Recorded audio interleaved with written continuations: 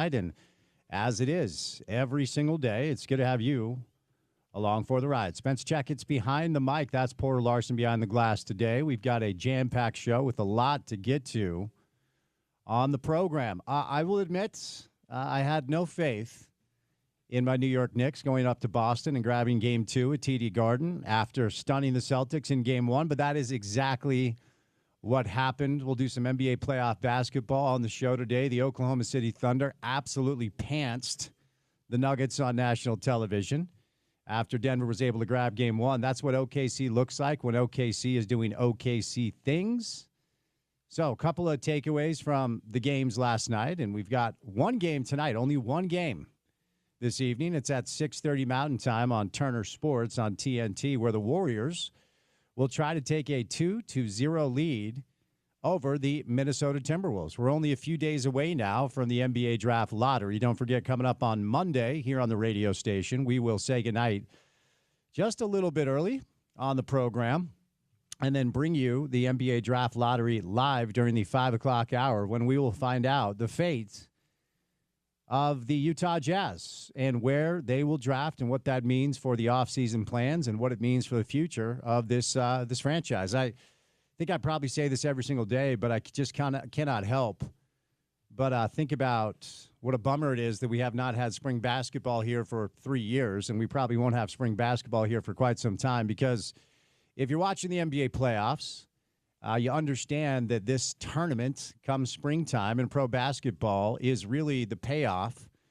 for the regular season, which at times feels like a grind. And I can promise you, being on both sides of this stuff, it's a grind for players and coaches and front office people. It's a grind for anybody involved in the NBA, and it's a grind for fans in a way that it didn't used to be, because the regular season just does not feel like it used to. It just doesn't. And I know I sound like the old dude every time I talk about that, but there was a time where the intensity that we see in the playoffs did permeate, for the most part, throughout the regular season, but it just doesn't anymore. And so this is, if you're a basketball fan, this is the payoff.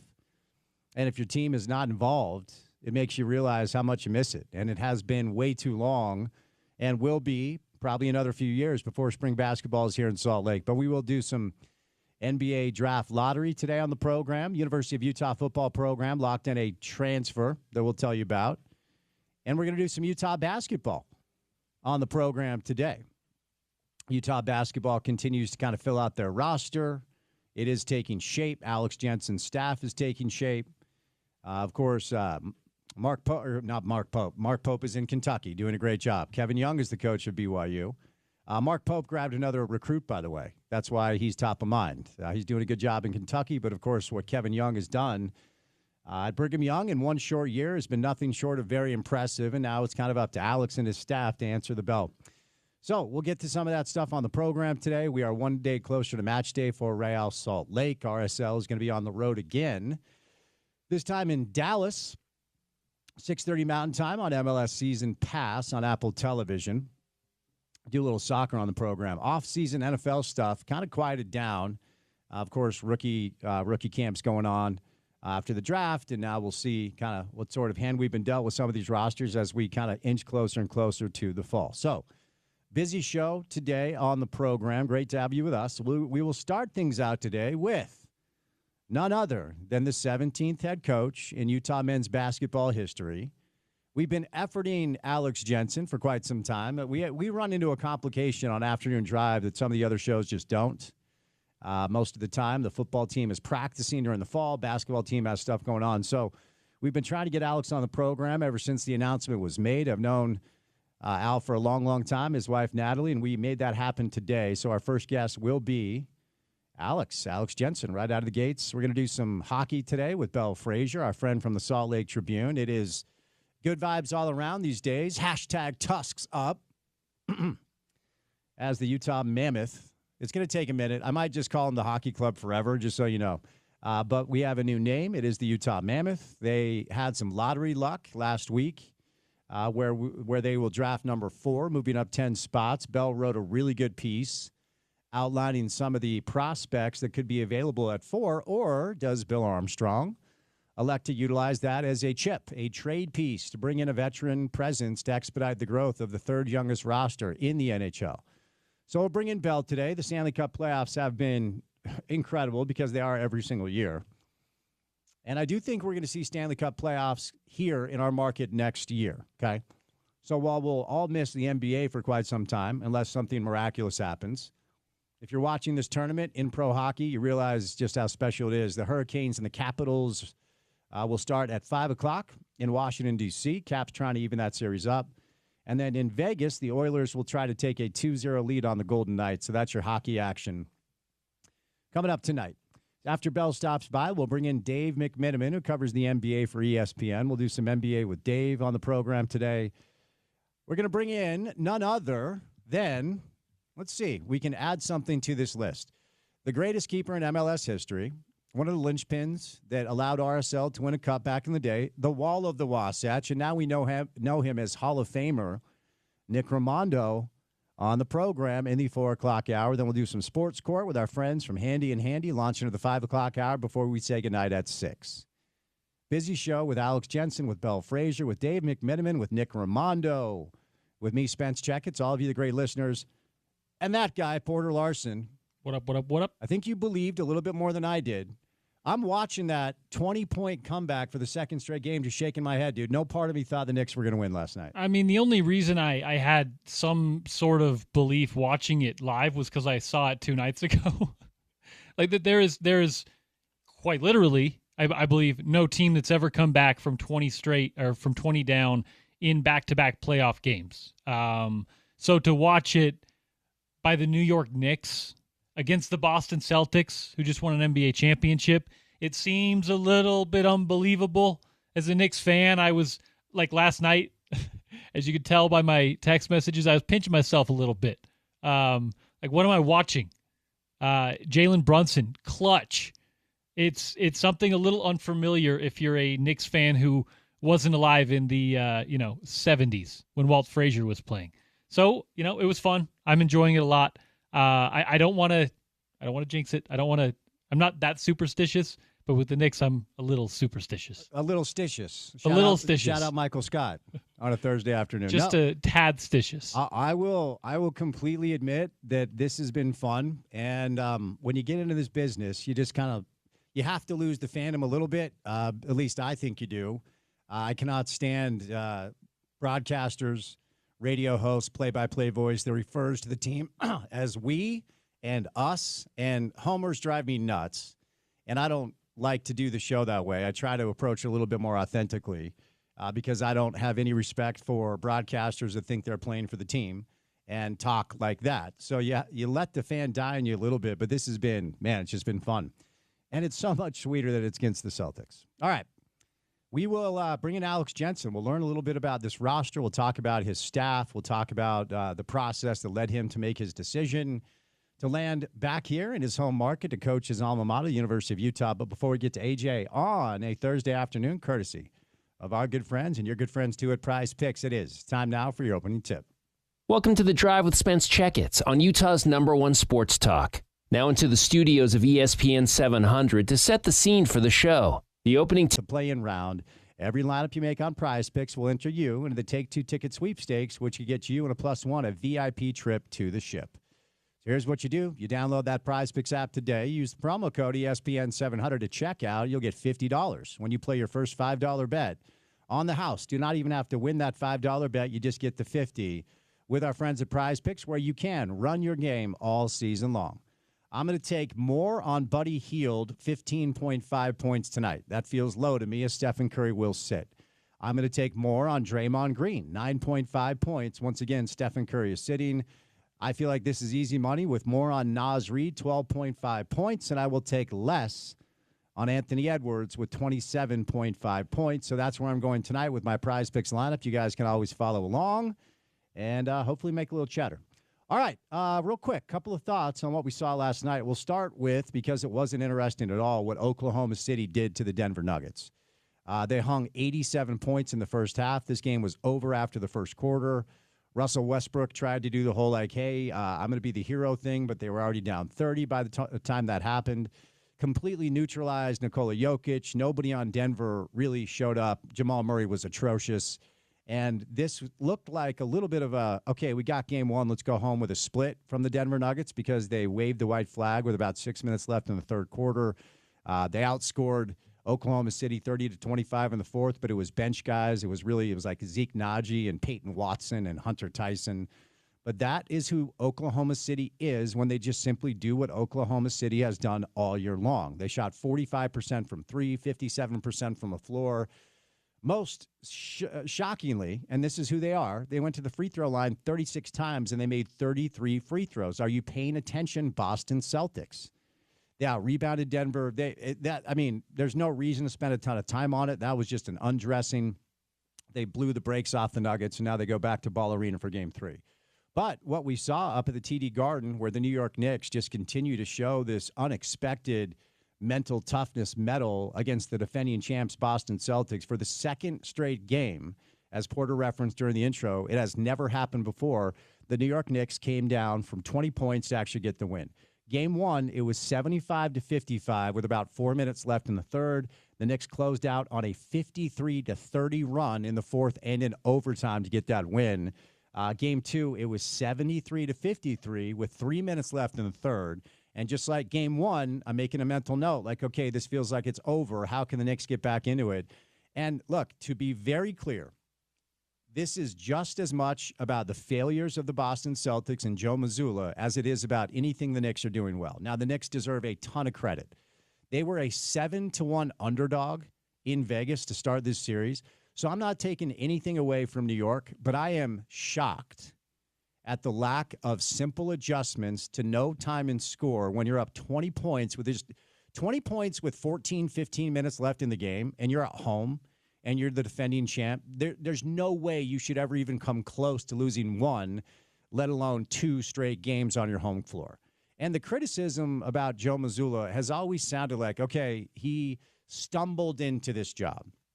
It was Ime Udoka's team, put together initially by Danny Ainge, who, of course, is here helping the Jazz roster construct, and Brad Stevens added his flavor to the roster. And then, of course, the Ime Udoka stuff goes down. He loses a job. That job should have gone to Will Hardy. As I've talked about, if Will Hardy would have waited 2 more weeks, he would be the head coach of the Boston Celtics right now. And who knows who would be coaching the Jazz? Maybe Kevin Young. Who knows? But Will Hardy was Ime Udoka's first assistant. Ime gets fired as a result of some improper behavior off the floor. Will Hardy takes the Jazz job, and Joe Mazzulla, a lot of people believe, just fell into it with a roster that was top shelf. I still believe on paper the Boston Celtics have the best roster in basketball, including Oklahoma City, including the Lakers with Luka and LeBron. The best roster on paper in the NBA belongs to the Boston Celtics. And that's credit to Danny Ainge, and it's credit to Brad Stevens. So the criticism has always been, well, okay, Mazzulla just fell into this as a first-time head coach, and all he has to do is not screw it up. Now, look, they won the championship last year. But if you remember, Boston ran into a grip of teams. They ran into Cleveland without Donovan. They ran into Indiana without Halliburton. So a lot of people believe the Boston Celtics run to the championship last year was a little bit fool's gold. And a lot of people were kind of sitting back and waiting to see what Boston did this season, because when you repeat, nobody can say a thing. When you go back to the finals and win it for the second straight time, that alleviates every single portion of criticism that could come your way. The other thing about the Boston Celtics, and in a way, this is applicable to Oklahoma City. Both Boston and OKC at times were so good this year that they blew teams out. And when it came down to close games, both those teams, when you look at the metrics, aren't as dominant as you would expect based on their regular season record when they both just had insanely good regular seasons. So the criticism about Joe Mazzulla is, okay, this offensive system that was implemented when Ime Udoka was the head coach, you simply inherited the roster, and you have so many good players that you just don't screw it up. That's your job as the coach. Don't screw it up, right? It's like when Steve Kerr took that leave of absence from the Warriors and Luke Walton took over as head coach, and I think he was like 35-2. Nobody thought like, hey, Luke Walton is really good at this. It's like, no, Luke Walton just simply got out of the way because Luke Walton's had a couple of other stops as a head coach and it hasn't worked. Okay, so that's always been the criticism with Mazzulla. And you do have to give Tom Thibodeau a lot of credit because the Knicks have changed their defensive approach a little bit. And the defensive approach that they've changed has allowed them to stay home on shooters in a little bit of a different way. They're not switching everything. And mostly that's because OG Anunoby has been insanely effective as an individual defender on both Jason Tatum and Jaylen Brown. Now, Boston has been successful at times in getting the switches they want, but there have been so many possessions where OG has had to run through 3 or 4 different screens to fight through action to be the primary defender on Tatum or Brown, and that's what you want because Mikal Bridges is a solid perimeter defender. Josh Hart isn't necessarily bad himself, but OG is the elite perimeter defender on this team and one of the elite perimeter defenders in all of pro basketball, and he is driving Jason Tatum nuts. And at times, he's getting into Jaylen Brown as well. But again, as far as what really, and I do want to say this, I have never been a big Cat guy. I've never been a Karl Anthony Towns guy. There's a little bit of a Donovan Mitchell feel to Cat, which is tremendously skilled, really good. When the playoffs roll around and the physicality is up, who are you exactly? And Donovan's had plenty of great playoff games, but Donovan's never been out of the second round, neither has Cat. That was the best Karl Anthony Towns game I've seen him play maybe in his career, considering what was at stake. What I love is he only took 1 3, and that was a 70-foot heave at the end of the quarter. It wasn't even a real 3. He actually played like a big. He had 17 boards. He had 21 points. The Knicks are getting insane production from Mitchell Robinson, who allows some rim protection in a way the Cat just doesn't. And essentially, they are calling Boston's bluff to say, look, okay, we understand your 5-out system with spacing, and you want to take as many threes as possible. That's fine. We're going to stay home on shooters. We're going to make you take contested threes. And when you go to the rim, we're going to make you feel our presence. So you're taking contested floaters, dunks, layups at the rim that are contested by Mitchell Robinson or some of the other players with length on the perimeter, like a Josh Hart or an OG Anunoby or a Mikal Bridges. Now, last night, without what Mikal Bridges did in the fourth quarter to start things off, the Knicks are not winning that game. So Tom Thibodeau elects to sit Jalen Brunson and Karl Anthony Towns at the start of the fourth, which is what Tom does. He staggers the minutes to make sure that Jalen is rested for crunch time because that's where Jalen shines. And playing Mitchell Robinson and Deuce McBride, a little bit of campaign at the start of the fourth quarter. The Knicks are down 12, 14 points. And Mikal Bridges shows everybody why the New York Knicks traded 5 first-round picks for him. He scores individually 14 points in 6 minutes of action in the fourth. And that allowed the Knicks to stay with it. But again, and we'll finish here, this is as much about the failures of Joe Mazzulla and the Boston Celtics as it is about anything the Knicks have done. When you are up 20 points, no time and score, no situation, stop forcing threes every possession. And yes, I know that's your system, and you won a championship a year ago, and you're the favorite to win the East this year. And I will say there is a big part of me that's still very skeptical about the Knicks' chances to win this series. The Boston Celtics will have a game, and it could be coming up at MSG for Game 3, where they go like 22 of 43 from 3, and they beat the Knicks by like 30 points. That is going to happen. And here's the thing. The Boston Celtics at home this year were 28-13. On the road, they were 33-8. This is a team that has a championship belt. They're the defending champs. Jaylen Brown and Jason Tatum have been to 5 Eastern Conference Finals, 2 NBA Finals. The Garden will be absolutely insane. I was actually kicking the tires to maybe see if I could make it back there because I just cannot wait to see what that atmosphere is going to be like. And the NBA has done a smart thing. They put it on Saturday afternoon at 1:30 Mountain Time on ABC. That is going to be off the hook, but it will not affect this Boston Celtic team. And when you look at the second spectrum data, expected field goal percentage based off of the quality of shots you're looking at, and I don't love that metric. It's one of the metrics all the Jazz homer broadcasters used to use about, hey, the Jazz expected field goal percentage under Quinn is this. Okay, good thing we have a scoreboard, and good thing we can actually tell how many shots you're making. But when you look at what Boston is expected to be shooting based off the quality of shots that they're getting, the storm is coming for New York. It is. And it might be Game 3, and it could be Game 3 and Game 4. Like, no part of me believes the series is over at all. Now, NBA history tells us the teams go on the road to win the first 2 road games, win the series 86% of the time. But don't forget, the Knicks were a 7-1 underdog to essentially lose round 1, and they lost all 4 games to the Celtics in the regular season. And the Knicks were solid at home this year, 27-14, but not great And 33-8 on the road is like historic. Boston is a historically good road basketball team. So I will admit that as a member of the media and somebody who tries to do this job authentically and not with a homer take, calling a team we or us when I'm doing a broadcast, I do try to put my fandom aside, but I don't run from the fact that there are two NBA teams that I have always cheered for and will always cheer for, and one is our local team, the Utah Jazz, and the other is the New York Knicks, and this has been fun. If we are honest, the Knicks have not been this relevant in 25 years. There was a 3 or 4 year stretch where Melo was their main guy, where they were a playoff team and won a couple of series, but they were never serious. Do I believe they're a championship contender? I cannot say that with any authenticity or honesty on the program, but has this been fun so far? It has. And to wrap it up, I just, every time I'm watching playoff basketball, I just miss how fun it is here in Salt Lake when the Jazz are in the playoffs. Hopefully they can make that happen at some point soon. We'll have to see.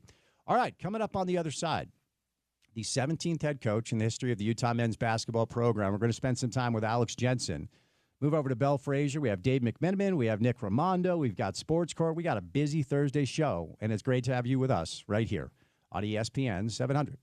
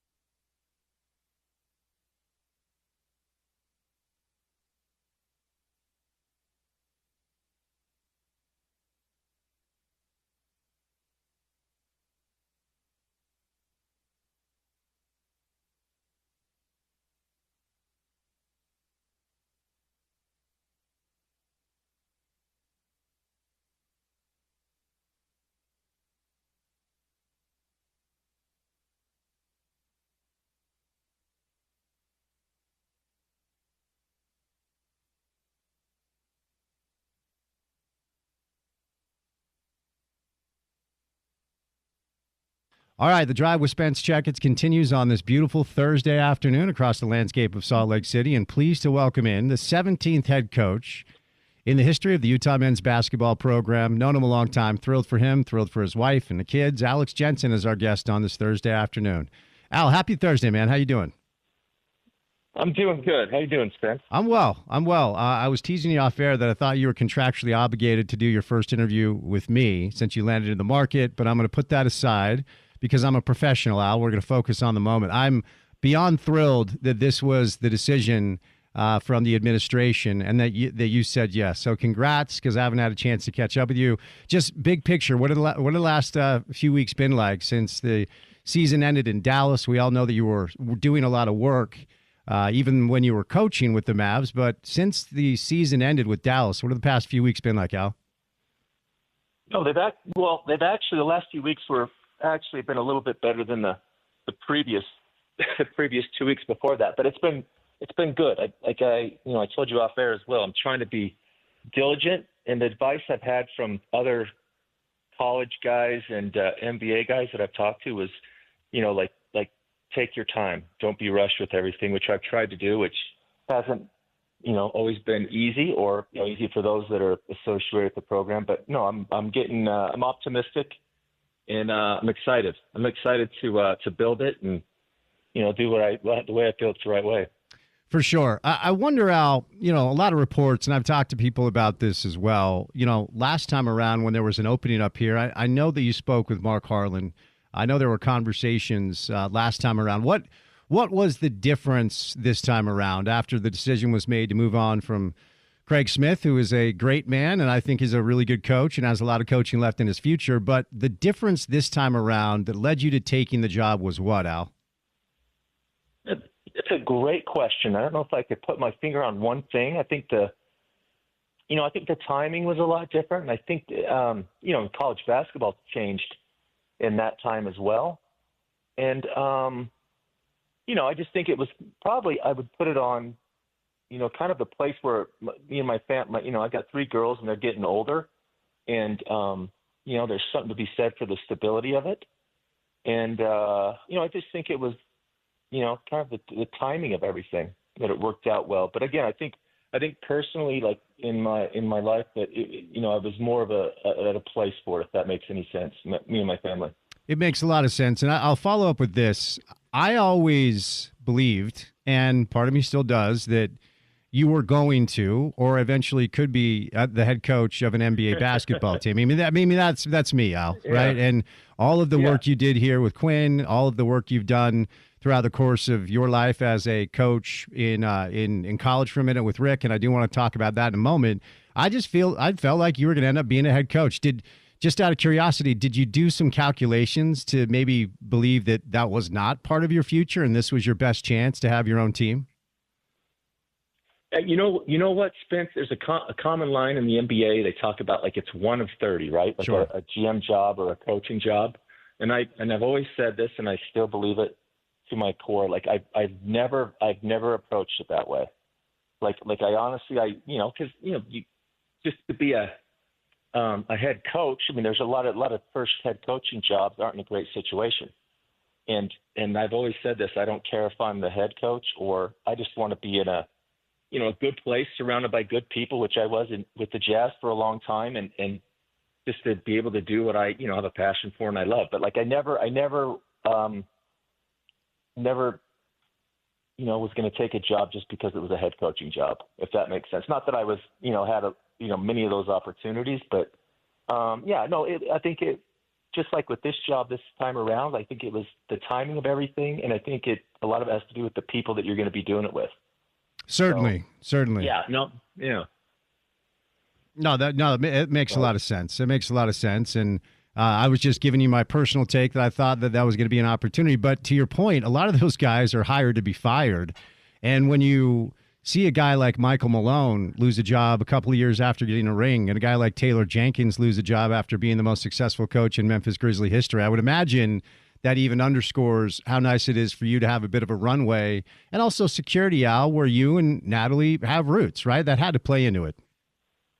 Oh yeah, 100%. And Taylor, I coached with Taylor in the D League, phenomenal coach. Like he'll get another job. He's really good. He was always a good team. Like if you had that scout, it was fun to do because it was, you'd learn. But yeah, same thing with Mike Malone in Denver. And, the NBA is, it's a great league, and it's it seems like it's more, unpredictable. And yeah, like the stability. And I think, it's interesting because I thought I kind of looked at, college with the NIL and everything. And I think as time goes on, they'll put more like regulations in. And I think it could actually kind of be it's a little wild right now, but I think it, could be somewhat of a good thing with a little more structure. Al, of course, the name Rick Majerus will always loom large around here. And the first time I interviewed both Coach Kraskowiak and Coach Smith, I promised them that I would not invoke his name in order to not be fair to them, because that is an expectation that is hard to live up to. And, it's funny, Al, over the years, whenever I've interviewed your former teammates or anybody close to the program, obviously, Britton Johnson's a good friend of mine, and they always tell the story that, you were always his favorite, and you were always the one that he, trusted. I think trust is the word that I land on when it comes to my view of the relationship between the two of you. But talk about, as a guy who played for him and coached next to him, the expectation that you think is realistic and the expectation he set for you as a player and a coach, and whether or not that is something you kind of use as a North Star, if that makes sense. Yeah, no, it was that, I've reflected on my, kind of my progression as a coach, and I've been really lucky. And to start with him, like that's a great, not to be critical of a lot of younger coaches, I was lucky to have him at the beginning because it's a great foundation to, to kind of grow and learn from. I think the NBA is a hard place to start coaching, to like learn the game, if that makes sense. And you look at a lot of the great coaches, Phil Jackson and George Karl, and I think even Van Gundy, it's always interesting to see where they started. But, being able to play for Coach Majerus and coach with them, I got to see, two different sides. And, the best thing I got from him, well, the first thing is when people ask about, the thing you took from, like I always say this, like he ruins the game for you in a lot of ways because you can't watch a game without critiquing it and seeing what everybody's doing wrong. So it's kind of interesting. But at the same time, the one thing that to this day that I think that he was remarkable at was like he was like we had long practices when I first got here, but like he coached even if he was eating a hamburger or in the middle of it, he was 100% there coaching and intense and seeing everything. And, Spence, not to get long-winded here, but like I've never played football, never been around it. But when we were in Dallas, Bill Belichick came and talked to us. I'd listened to Mike Tomlin, and I love those guys. And they always talk about like just grinding week to week. And it always reminded me of Majerus because whether it was a preseason game or an NCAA tournament game, like it was always, he never talked about, we want to make the tournament, we want to win the league. It was always the next game, right? Like getting better, and then everything else will take care of itself. So that was like a good thing for me. And that's, it's what I'm going to try to do. But, expectations, like he set the standard, and again, he, it was a different time in college than it is now. But no, like I'm going to take a lot of the things that he taught me and try to do them in my own way. And I think that's a big mistake some people make. I'm not going to try to be him. I think I did that early on in my coaching career. But yeah, no, he's the standard bearer, and that's what, kind of everybody from since then and, after me will be kind of be compared to. But, I look at it as a good thing, because a lot of people remember those days. And when we talk to recruits now, we can talk about it, and they might be too young to remember it, but, their agent or their coach, or they will remember it, and it gives us some credibility. So you referenced earlier, Al, how college basketball has changed. And I wonder, ultimately, the bottom line is whether you're Utah or BYU or Southern Illinois, it doesn't matter who you are. You have to have the financial resources and the economic ecosystem in place to make sure that you can pay these players to play for you. I mean, there's no other way to put it at this point. The people just say transfer portal. I call it free agency. And we're moving closer to the House v. NCAA settlement. You guys will have some more guardrails in place, and hopefully that brings a little bit of stability. But I would imagine, Al, I don't want to speak for you, and I'm not leading the witness, but you would not have taken this job if there weren't promises in place that you would have the bankroll that you need to stay competitive with your peers. Is that fair to say? Yeah.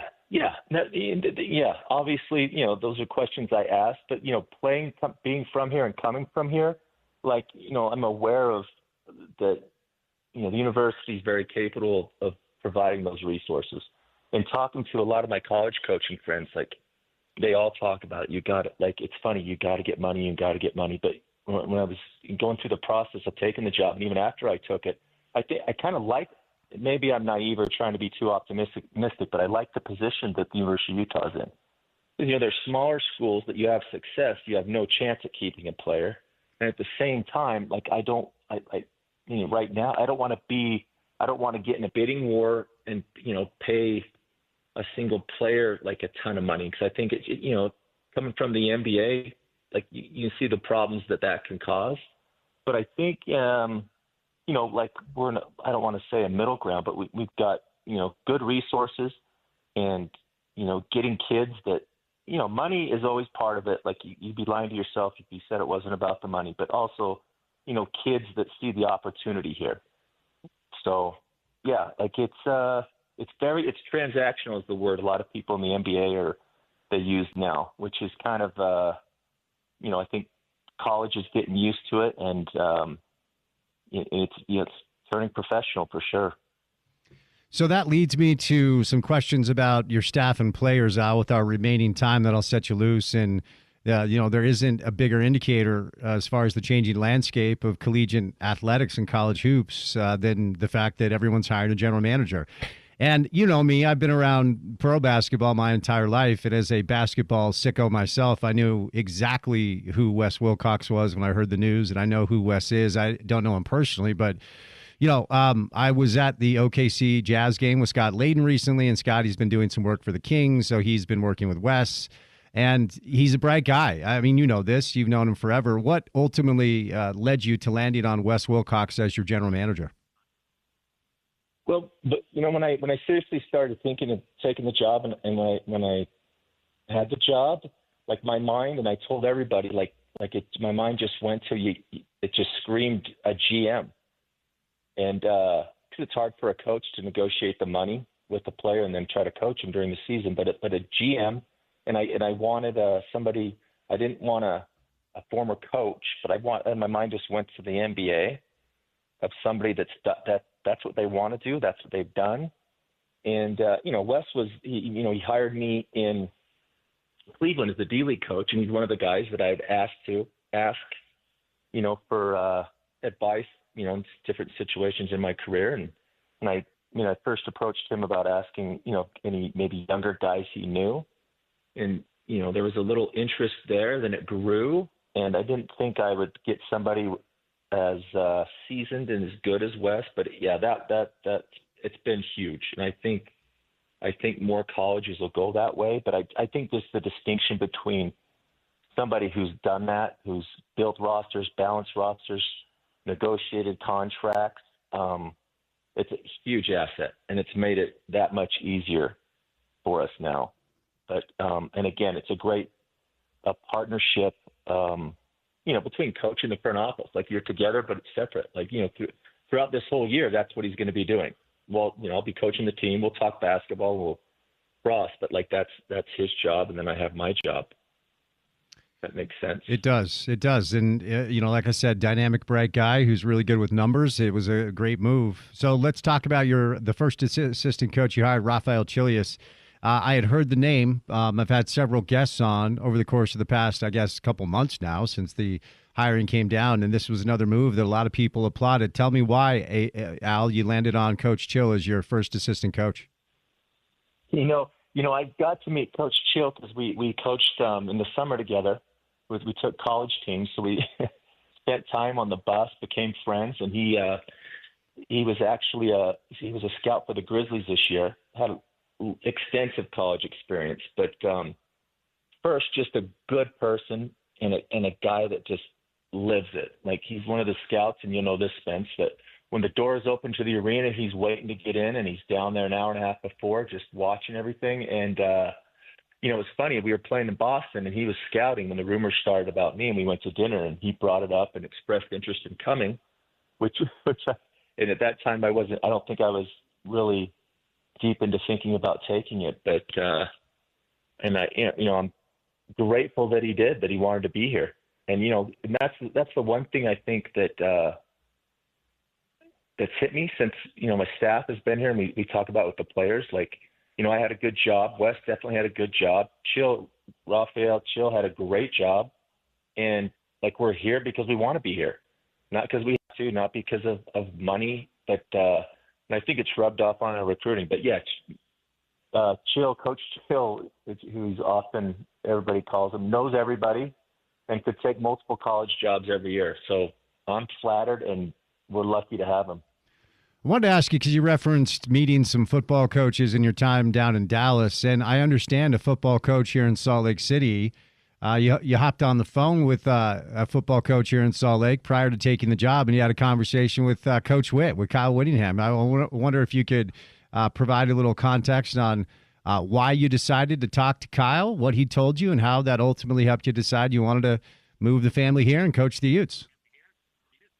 I've known Kyle, since my freshman year when he worked here with his dad, and obviously I've watched and admired what he's done, and mostly, the opportunity arises again. Like, I'd like to talk to him because that's what we're trying to do on the basketball side, replicate what he's done, because he's built an amazing program, and he's done a great job, and and I respect him.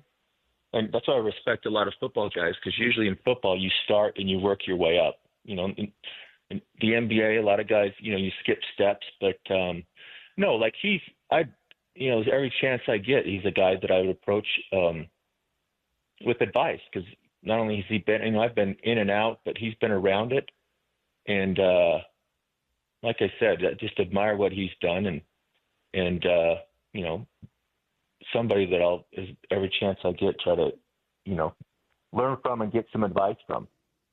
The challenges, and obviously, talk to him about the challenges and, the good and bad of it all, which comes everywhere you go. But no, he's, and again, he's been here for 30 years, and football programs come a long way in 30 years. It sure has. Al, how does it land with you when I say next year marks a decade since the last NCAA tournament appearance for Utah men's basketball? It's I think all of us got, we were spoiled and got used to the success. Yep. And there's no reason, why it can't be there. But, and I don't know, like, I think it's, and again, obviously that's something that you want to do every year.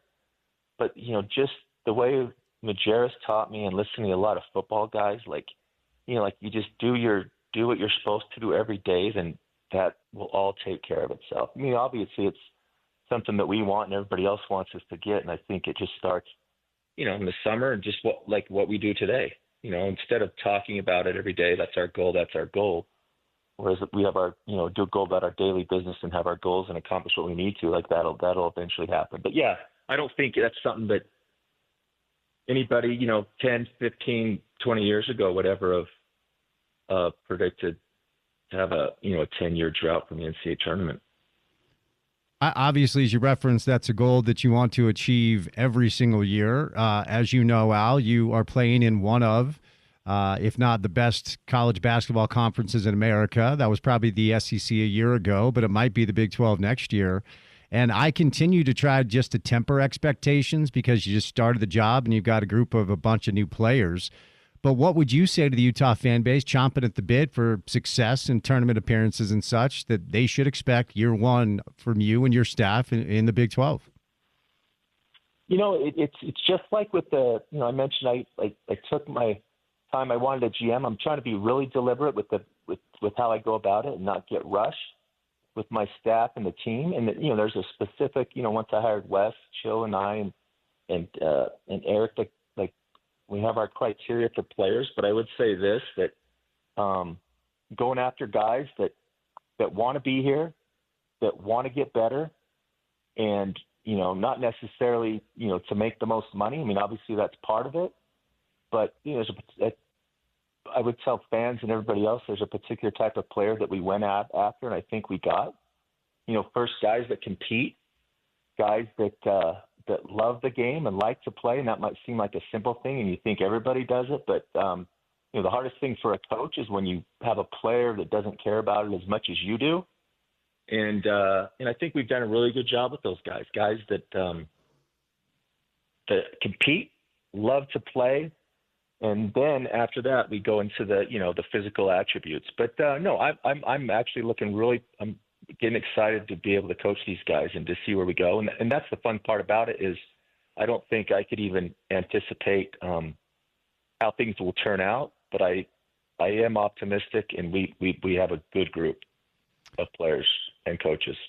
All right, Al, before I set you loose, because I know we're up against it here, and I would love at some point to bring you in studio maybe to talk about all these young men individually, but we just don't have time to do that. And we have a Utah basketball community and fan base curious about this roster full of new faces outside of Keanu Dawes, who we all saw play, who had a hell of an end of the year last season. So I'm going to give you the space with whatever direction you want to go as far as talking about a couple of these new players so our fan base can kind of get to know this roster a little bit. Okay, yeah. No, it's funny because I was finishing up in Dallas, and I had a game, and then after the game I'd call Coach Chill and Wes would be up in my office going through a roster, and I tell him I'd apologize, saying I felt bad, like I just took 3 hours off and watched a game while you guys are making the calls. But I often, having lived it as a coach, real quick, like I wanted a point guard. We were hurt in Dallas, and after the game I'd say, okay, point guard. We need a point guard. But Terrence Brown's one of the first guys we signed out of Fairleigh Dickinson, kid from Minnesota, and I just he loves it. He's in Vegas working out now, but he's one guy. And then when we got after that, we got Elijah Chapa-Moore from Syracuse. He's originally from the Bronx. And I think the one thing we have James Okonkwo, who's actually originally from London, who played at Akron last year. Ja'Kai Howard from Auburn, Don McHenry and Babacar Faye are coming from West Virginia, and Seydou Traore, who's from the Bronx, who's coming from Iowa. It's kind of dawned on me that they're kind of, I don't know the last time University of Utah team has had two kids from the Bronx or, Boston or London. So it's actually, and Keanu's the local kid, but I think it's, again, I feel like they have all those traits. They like to compete, they like to play, and they want to get better. So anyway, yeah, I'd love to come in sometime too, Spence, and we could spend more time with each one of them because it's a good group, I think.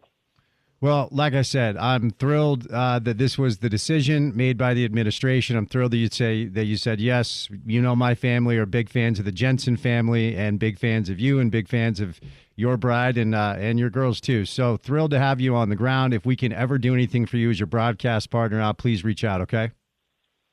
I will. Thanks, Spence. Likewise. All right, Alex Jensen, 17th head coach in Utah men's basketball history, joining the program on this Thursday. And courtesy of our friends at IFA Country Stores, they have everything you need to care for your lawn, no matter its size or shape. Their 4+ lawn care program can promote healthy green grass this summer. Visit with their team of Pro Turf and landscape consultants that help provide products and services to local baseball, soccer fields, golf courses, parks, and other city properties throughout Utah. It's the same knowledge and care that they share with you about your yard, only at IFA and online at ifa.coop. We'll roll on. Coming up on the other side right here on ESPN 700.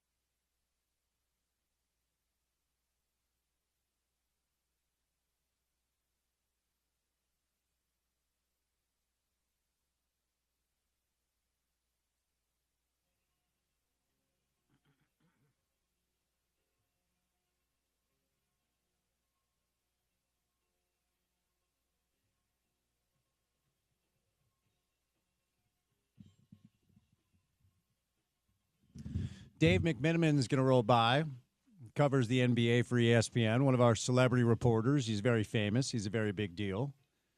Nick Raimondo, who's a Hall of Famer, also very famous, a very big deal.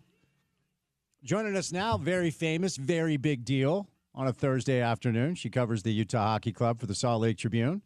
Always fun to welcome in Belle Frazier on a Thursday. Belle, happy Thursday. How are you? Good. How are you?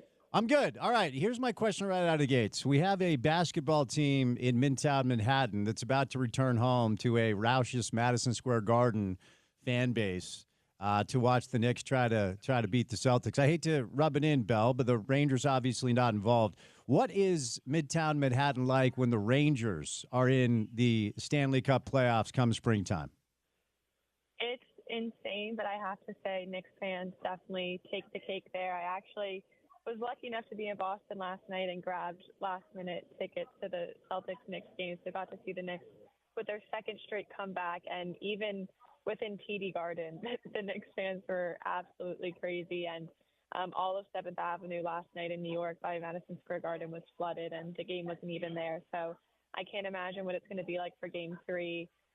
Rangers, I mean, of course, NHL playoffs are big, but New York is kind of more of a basketball town, I would say, and it seems like it's the highest price to even get in that the Knicks have ever had, and it's second round. So I think that's saying something. But, yeah, I'm pulling for my Knicks now that no Rangers to root for. Wait, you were at the game last night? I was. Oh, Belle, I'm so jealous. Did you don orange and blue? Were you decked out? I had a little hat, but, Okay. you got to be careful. So. Yeah, you do. In fact, did you witness any tense interactions between Celtic fans and Knick fans? Most definitely. I think maybe us Knicks fans are a bit of sore losers. I kept pretty quiet, but always at all the games and the staircase going down and stuff, there's the chirping and such, but nothing you wouldn't expect from a Boston-New York series. Fair enough. Are you still in Boston? I'm at the airport right now. Okay. I'm going to be touching down in Salt Lake tonight, so I'm excited to get back to Utah. Okay, very nice. Well, travel safe, and there's a lot to talk about since you and I last caught up. There's been a ton of storylines surrounding, of course, the Stanley Cup playoffs going on. We'll get to that in a moment, but we now know that the name of the hockey team that plays in Utah will no longer be the Utah Hockey Club. It is Tusks Up, the Utah Mammoth, Belle. What do you make of kind of the process that went down, and what are your thoughts on the name now that we know what it will be henceforth and forever? I'm so happy it's out. I think people were guessing that it could be around the NHL draft and things like that, but I think the team just had everything ready, and we've been tracking the trademark website. So we saw that they extended for it, and they asked for an immediate approval. So I think they knew that if they waited any longer, it would probably get leaked, and everyone saw that they accidentally changed their username on YouTube to Utah Mammoth and then deleted the page and then switched it back to Utah Hockey Club. So I think it was getting to a point where everyone had a feeling it was Mammoth, so why not just make it official? But it was one of the coolest days on the job yesterday, just seeing it all happen. We were counting down until we could post our stories and for the whole public to know. And I think seeing the fan reaction was really special. I mean, overwhelmingly positive. People really like the jerseys. They really like the names, and I think that's a product of the fact that they voted for it. And I talked to a lot of fans yesterday over the phone, and that was kind of the main theme that came through, was that they said, we feel like we're woven into this jersey, that this is something that we wanted for our state and that we got to choose. So it makes it all that more special. And I think some people maybe were second guessing if Ryan Smith was really going to keep his promise of letting the public choose it. And he made a joke at his press conference that he wouldn't go through this process again, just, collecting a million votes during an NHL regular season and everything else they had going on. But it turned out great, and I think everyone, fans, players, are excited for the second year. It builds kind of the hype and momentum for next year having a legitimate identity. Let me follow up, because you referenced the fan reaction. Then you just referenced, I just haven't seen a lot of player or coach reaction. So I was curious, from your vantage point, if you've been able to kick the tires with players and coaches and how they feel about the new name and the new logo and the color scheme and everything. Yeah, they didn't have a media availability to players and coaches yesterday, but Jack McBain, Dylan Gunther, Ian Cole, and Oli Mata, as well as Andre and Bill Armstrong and Chris Armstrong obviously were there yesterday. decked out in the Mammoth merch. The team social media did some videos with them, and they seemed excited about it. They were doing the Tusk stuff. So I think it's really energizing for the players, too, to kind of see the investment from Smith Entertainment Group and the fans that they wanted to make it a big thing. They wanted to take time with the branding. And, I mean, we don't need to talk about free agency, but it's a pretty exciting time for Utah right now. They get the name. They get the 4th overall pick. They have a front-facing owner who's spending lots of money on them right now. So I imagine it feels really good to be one of those players. And, we talked to them throughout the season. They said they didn't fully care about the name. They just wanted the fans to be happy. So I imagine that's still the same. All right, you referenced the number 4 overall pick, and in 1 year of existence, the Utah Hockey Club has received more good luck than the Utah Jazz have received in 50 years of existence, and maybe that will change come Monday, Bell. We'll kind of have to wait and see there. But you did a really good job for the Trib of outlining really what this could mean. So let's dig into it. Ultimately, Bill Armstrong is in a spot now with several different options where he could add a good young piece to this core. They're already the 3rd youngest team in the NHL, and we had Neil Smith on yesterday. Neil was good to walk us through how rare it is for a draft pick to play right away. A lot of these kids are 17, 18 years old. They're going to go back to college. They're going to go back to junior, so we're not really sure what it would look like. But the other option, Bell, is to utilize this certainly as a trade chip and a piece to maybe expedite the growth by adding a veteran player. So you've had a chance to hear from Bill Armstrong. You've had a chance to kind of dig into this. So your thoughts on Utah getting the number 4 overall pick and your thoughts on what they may or may not do with it. First of all, it's just crazy that they got it. I mean, everyone knew they had 1.5% chance of winning that second sequence, and since they were originally 14th, they could only move up 10, so obviously 4. But to be in the top 5 and not be a bottom feeding team it's incredible. They missed playoffs by 7 points and are up and coming, unlike a lot of the teams in the top 10 of the draft right now. So for them to be able to add a franchise player or, like you said, trade for someone that could come in and provide immediate help really changes the trajectory for this team. So I cannot underscore enough, what a game changer this is for the organization, not just next year, but for the next 10 years. Like you said, a lot of these players will go back to play in junior or college for a year or two, and Bill Armstrong definitely likes when his players get a little bit more developmental time. So Utah fans shouldn't be disappointed that if they keep the pick, they don't see the draftee right away. But yeah, I think it is really interesting to think about what else they could do with it. And Bill Armstrong was very clear. He said, we'll never shut that door. That's always been an avenue for us to get players in terms of trading a pick. And a lot of teams who thought they were going to be in the top 10 or top 5 are not. So I imagine Bill Armstrong is going to be getting a ton of calls from organizations who are further back in the rebuild than he is and want a prospect. And you saw him do it last year. He traded the 49th overall pick for John Marino. He threw 2 picks in the Mikhail Sergachev trade, and those guys are Utah's top 2 defensemen now. So it's definitely a route that he feels comfortable taking, and I think it'll just be what the team needs. I think they're lucky that the top 5 in the draft, a lot of them are big centers, and I think Utah could use a big, goal-scoring 2-way forward. So it'll work either way, and I think that's what I was going to say Utah Hockey Club. This is hard. Utah Mammoth fans should be excited about is you can't really lose here. You're either going to have a big-time player come in next season or have a really exciting prospect to look forward to. It's going to take a minute. I think I'm not even sure that I've said Utah Mammoth yet. I think I've just said Utah Hockey Club all week, Bell, but we'll get there one step at a time. You point out in your piece for the Trib that there is not, the number 1 odds on, this is the dude you got to take. There's not the franchise changing piece at number 1 like there has been in the past. But you outlined some of the options that could be available at 4 for the Utah Hockey Club. So for our listeners that have not had a chance to read what you wrote, let's talk about some of these names and some of these young prospects you think A, will be there at 4, and B, makes sense for the Utah Mammoth. Yeah, I mean, just from other scouts who do this for a living and watch these guys night in and night out, the consensus is that the guys in the top 5 at least will be Matthew Schaefer, Michael Misa, James Hagan, Porter Martone, and Anton Fondell. Matthew Schaefer is the only defenseman in that group, and in the past couple of days, it sounds like he's starting to lean more towards number one. And the Islanders have the number one pick. They could use a blue liner, so there's that. But then also James Higgins, a year ago, everyone thought he was going to go number one. He actually goes to Boston College, but he's a great player nonetheless, kind of a smaller center, but he grew up an Islanders fan. He's from Long Island, so who knows if they swing that way. So those guys might be off the table, but I could also see Higgins dropping because you just never know what the other teams are going to do. But I think Utah fans should definitely look at Porter Martone. I think he kind of fits the forward depth and scoring touch and size advantage for Utah. He fits that bill.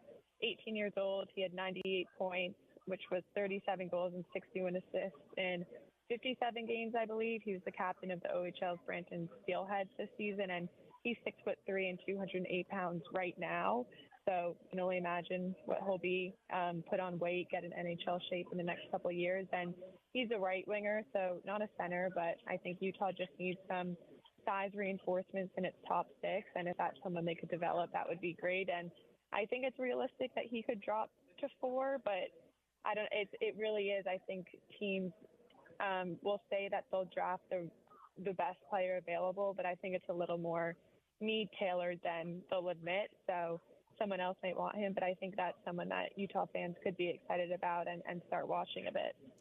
I'm sorry, did I catch you just say he goes to Boston College, but he's a good player nonetheless? Is that because I'm talking to a BU girl? Did I catch that right? I am BU, but I'm right. an unbiased journalist as well. So Okay. he would be a great pick for Utah and Okay. Good forward in the mix. Okay, fair enough. I just wondered if I heard that correctly, Belle. Let me go the other. Let's go the other direction. Look, if you haven't dug into this, I totally understand and we can move on. But should Bill Armstrong elect to utilize 4 and maybe some of the other assets at his disposal to expedite the growth and bring in a veteran, any names out there? Any thoughts on who could be available and who the Mammoth could look at to potentially bring in to help out the group? Yeah, I mean, the thing with trades is theoretically anyone could be available if they don't have no move clause, but even then you could get them to list it for a specific trade. So there's no news actually around it, but as beat writers, we like to theorize of what would be a really fun thing to happen. And I think you look at someone like Tage Thompson, and Bill Armstrong was actually in his drafting process when he was in St. Louis. Thompson was drafted to the Blues, and he's actually on a line with Clayton Keller and Logan Cooley at the World Championship, the Men's World Championship right now. He's on the Buffalo Sabres, who are the 9th overall pick, I believe. But at a brutal season, I mean, it's going to be a long, long time until that's a winning team. So you could really imagine that they would want to trade up in the draft to number 4. And teams like San Jose and the Chicago Blackhawks have the 2nd and 3rd picks are also in the rebuild, so they're not going to give up those picks. So it would seem that if Buffalo is going to trade with anyone, it could be Utah. Thompson, he had 72 points, 44 goals, 28 assists in 76 games. He's 6'4", I want to say, a center, but can play the wing. He's kind of exactly what you want. It just kind of fits exactly what Utah needs, and he could step in immediately. But, I mean, that's just hypothetical. Who knows what Tage Thompson actually wants to do. I think you would have to pry him out of the Buffalo Sabres' hands. That is not a guy that they want to see leave. So, yeah, just a thought, but I think that's the type of caliber of player that Bill Armstrong would trade for. He's not going to give up the 4th overall pick for a mediocre player and then a couple depth people. I think it would have to be for a star like him. So you referenced some of the players, Clayton and others, that are playing, for some of the national teams, United States and others. I wonder if you have any other just general information. You know, when a season ends, the players go through their exit interviews with coaches and front offices, and I would imagine there are, structures in place, plans in place for the players as they kind of jettison and take off. So whether it's the players that are in action with their countries or players that are not necessarily playing anything competitively, any thoughts on what the front office and the coaching staff are expecting from these players come off season so they're ready to go next year? Yeah, I think you see in the men's world championship specifically for hockey, it's a lot of the guys that didn't make playoffs with their NHL teams or got bounced in the first round. It's a long summer for them and training, they're athletes, they're competitors, they do it every day, but you don't get any game action for months on end. So the world championship is a really good outlet to be able to do that. This year it's in Sweden and Denmark, and some guys opt out of it on a yearly basis because it's only a month after the regular season ends for hockey. So guys can be hurt or just want some rest time. But there's kind of another layer to it this year because the 2026 Olympics are coming up. So it's almost like a test run or trial to get yourself in front of the decision makers and just the organizations, the national teams that will be making those rosters. I personally think that's a huge reason that Clayton Keller went. He was left off of the Four Nations roster for Team USA this year and played with a chip on his shoulder for the rest of the season, finished with a career-high 90 points, and he's now captain of Team USA for the World Championship.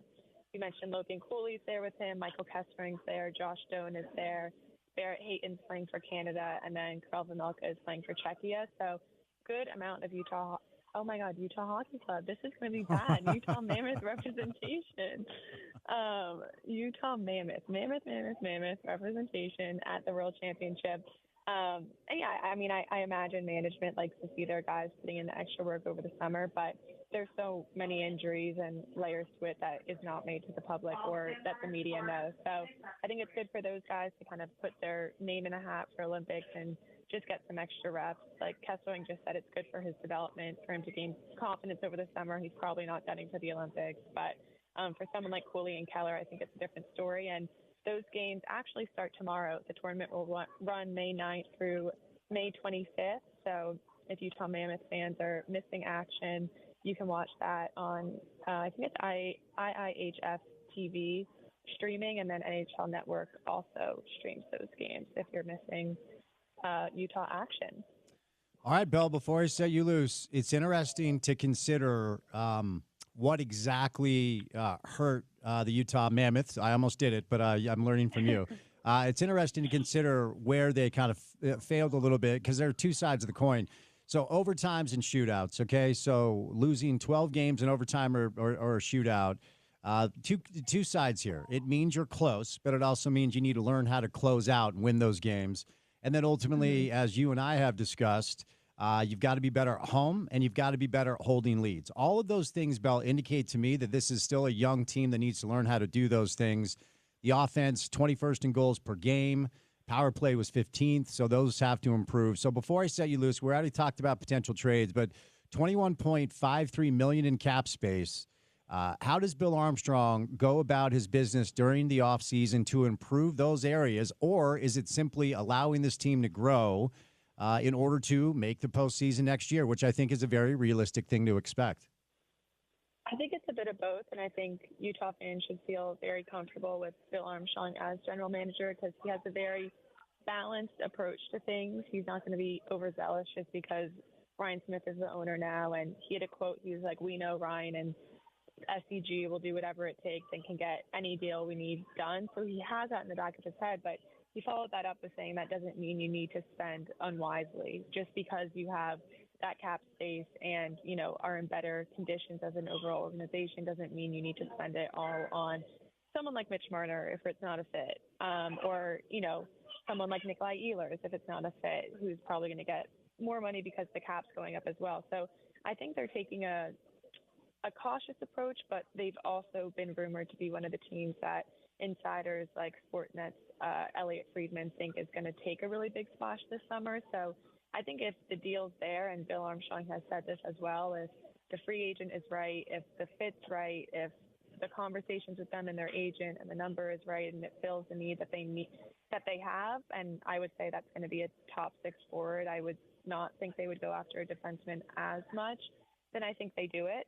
But yeah, I don't think they're going to just go sign anyone because they feel like they have to because it's their first off season as the Utah Mammoth and they have all this cash. So I do agree. I think they need to bring someone in or a few people in to turn that corner. But it's also, like you said, not like they were losing by 5 to 6 goals in those games. It was overtime. It was shootouts, which almost make it more frustrating. But Ian Cole had great quotes at the end of the season. He was like, that's on us. If we turn a corner, that's on us.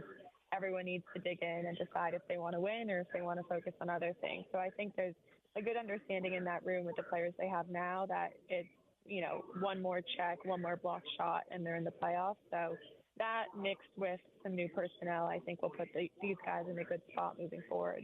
Okay, Belle, thanks so much for the time. Travel safe and go Knicks, right? Yes, thank you. All right. Belle Frazier from the Salt Lake Tribune covers the Utah Hockey Club.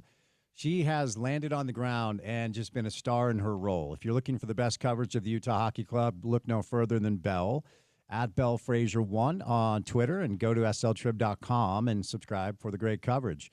Belle stops by today, courtesy of our good friends at the Daybreak Home and Garden Show, which is right around the corner. It's May 16th through the 18th at the ballpark at America First Square, 11111 Ballpark Drive in South Jordan. Visit thebesthomeshow.com for more information. So listen up, homeowners. Spring is in the air. The birds are chirping and the flowers are blooming. Is your home and backyard sanctuary ready to enjoy the coming season? Go check out the new Daybreak Home and Garden Show coming to the ballpark at America First Square, May 16th through the 18th. This new show will have something for every member of the family. Vendors galore, home, garden, and patio. Free games for the kids, free day seminars, and hourly free prizes. Come tour the exciting new tiny home from Box House and tour the new Bees Ballpark. Get your tickets now. This will be the most exciting, fun, and educational home show ever in Daybreak. Get tickets and information at thebesthomeshow.com, sponsored by our friends at Bullfrog Spas. All right, coming up on the other side, we're back to the NBA. Dave McMenamin, one of our favorites and a consistent guest on the show, covers covers NBA, the NBA for ESPN. Dave will join us coming up on the other side. We're going to chat with the newly anointed Hall of Famer, Nick Raimondo, in the 4 o'clock hour. Got a little sports court before we get to the 5 o'clock hour of the show on this beautiful spring, kind of summer-like Thursday afternoon. Don't go anywhere. Keep it right here on ESPN 700, 92.1 FM. We are proud to be part of Utah's ESPN radio network.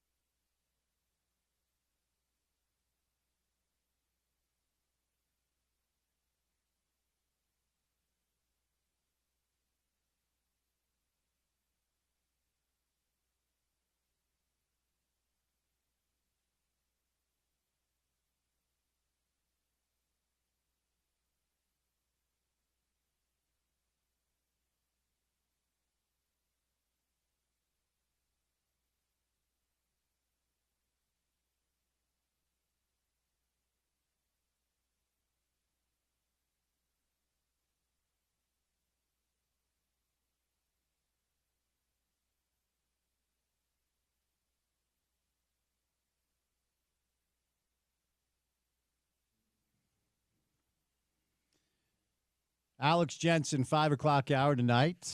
Always appreciate his time. Hey, Porter, real quick, do you follow Dave McMiniman on Instagram? I think so. Okay. Has he ever posted a photo thanking us for bringing him on and like saying, "Hey, this is really cool. I've been doing this for years and Spence rules." Has he ever posted any photos like that? You saw the Rich Eisen hit. No, I mean, I'm just saying, like, I like Rich Eisen, but I do too. You know, I think Dave is on Rich's show once a year. He's on our show. I'm just curious, did I miss a post of Dave saying, "Wow, it's awesome to be on Spence's show again"? I know we've had Dave on. I think we've had Dave like on site before. Have we had him in studio?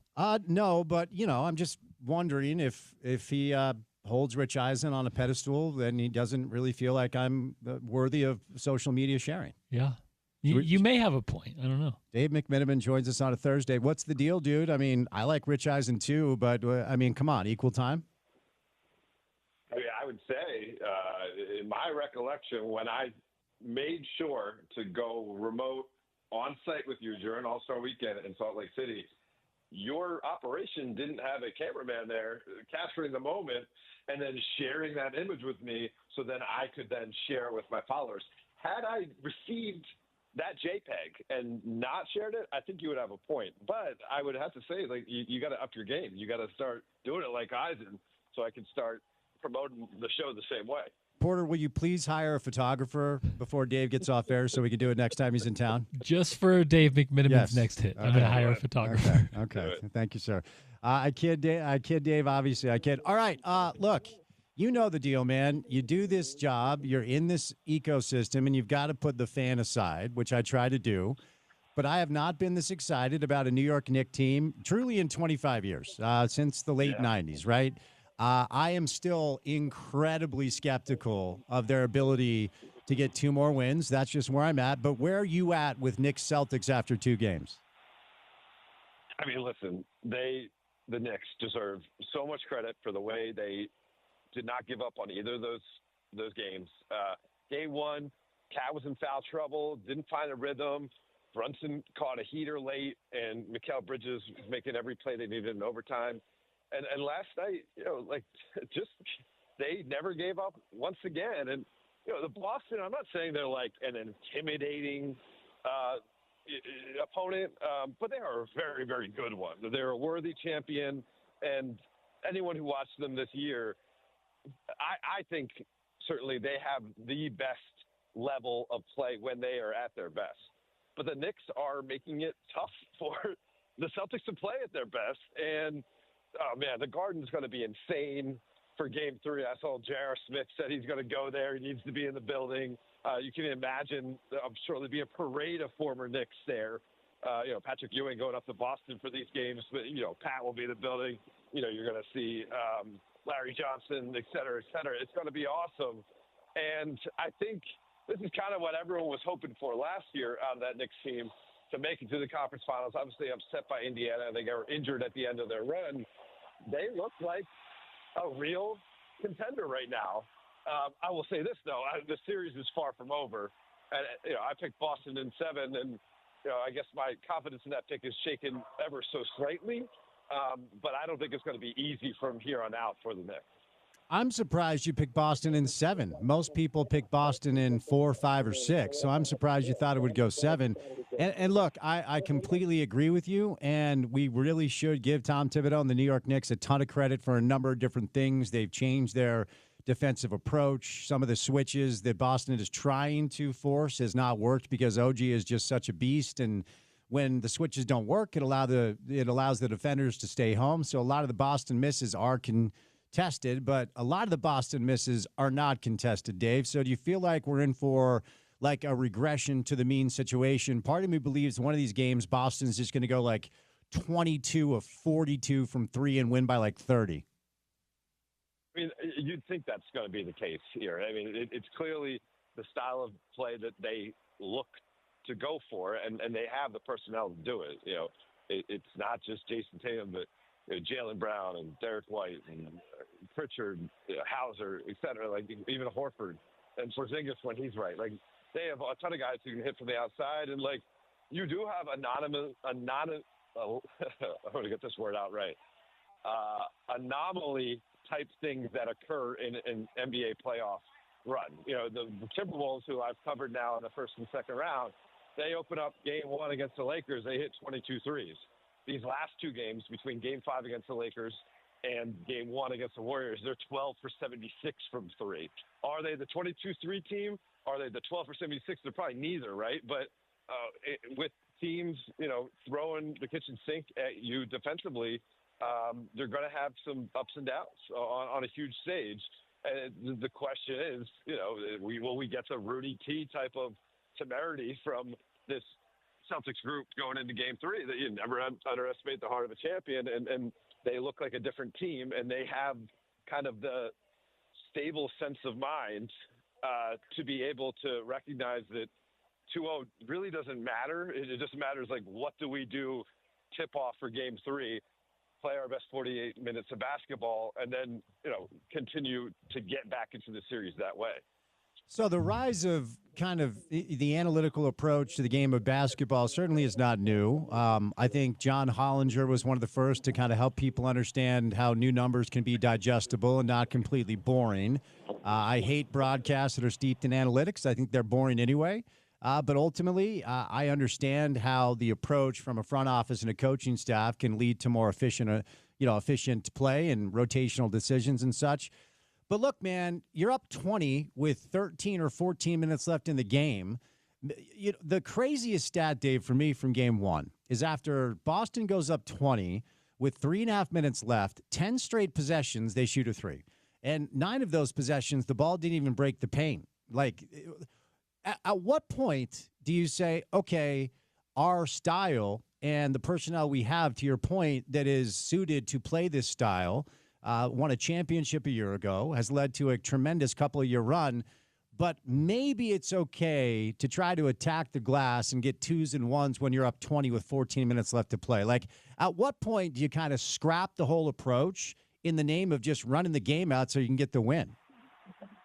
It's a great point, and it's why, as we've seen the analytical movement basically say teams just want layups, dunks, and threes, and in specific corner threes, where you've had people like LeBron James publicly be vocal, pushing back against that, saying, like, what about the mid-range?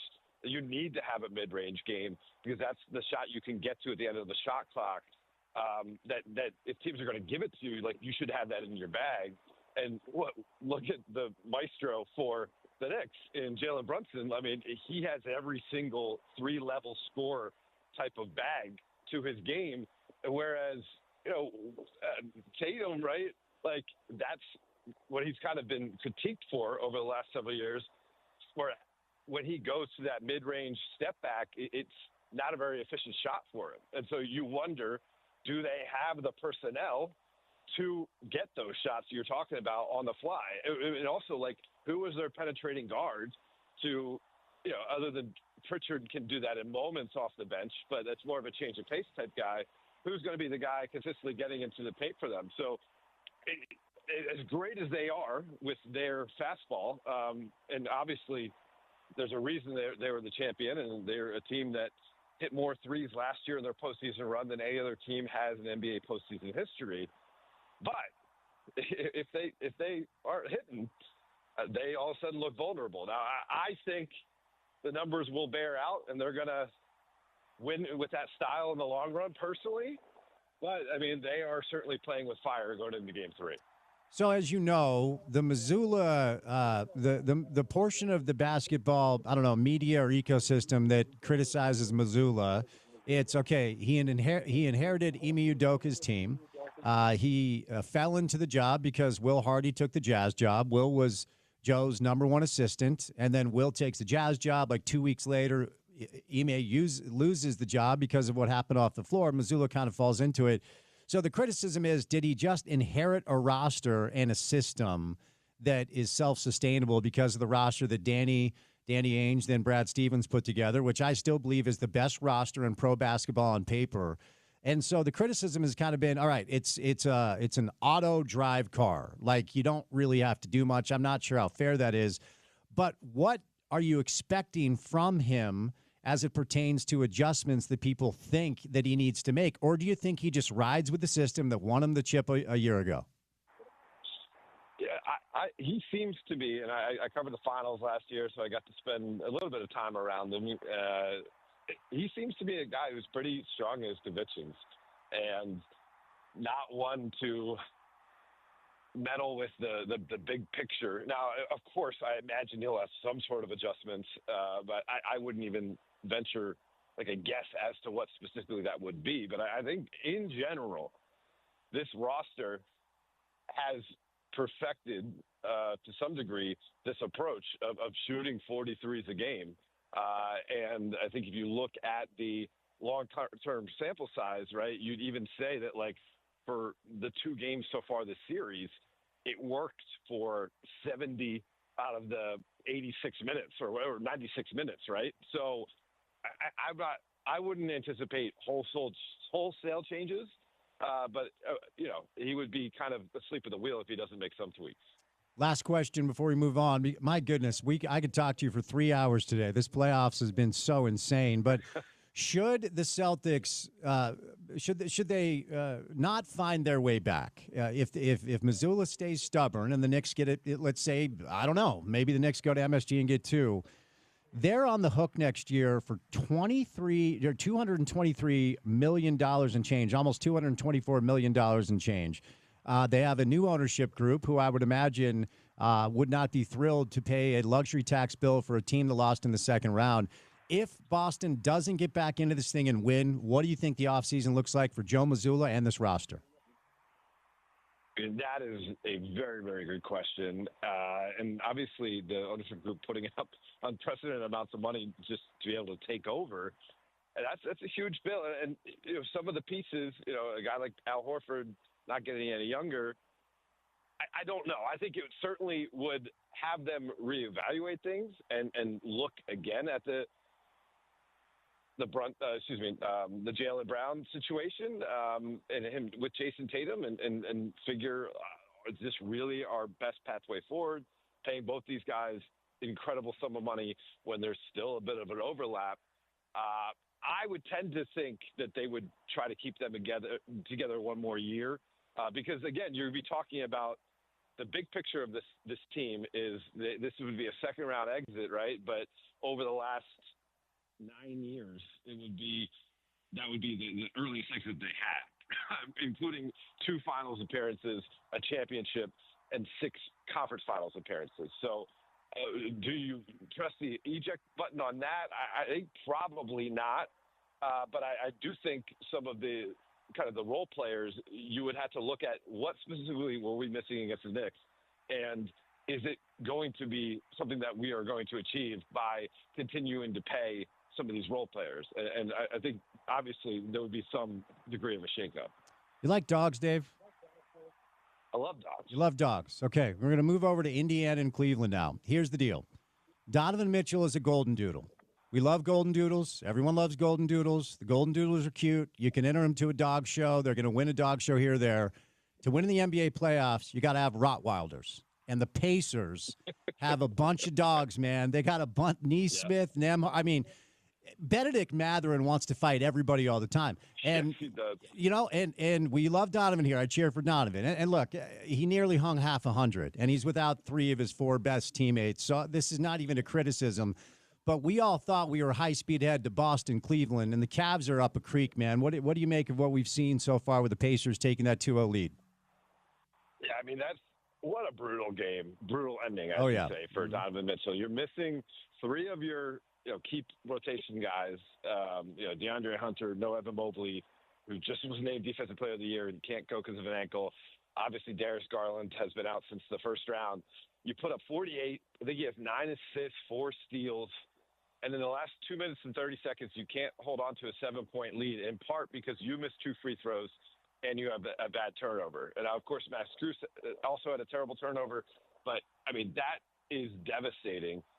And, he said the right thing post-game. Okay, we got to go down to Indiana and get 2.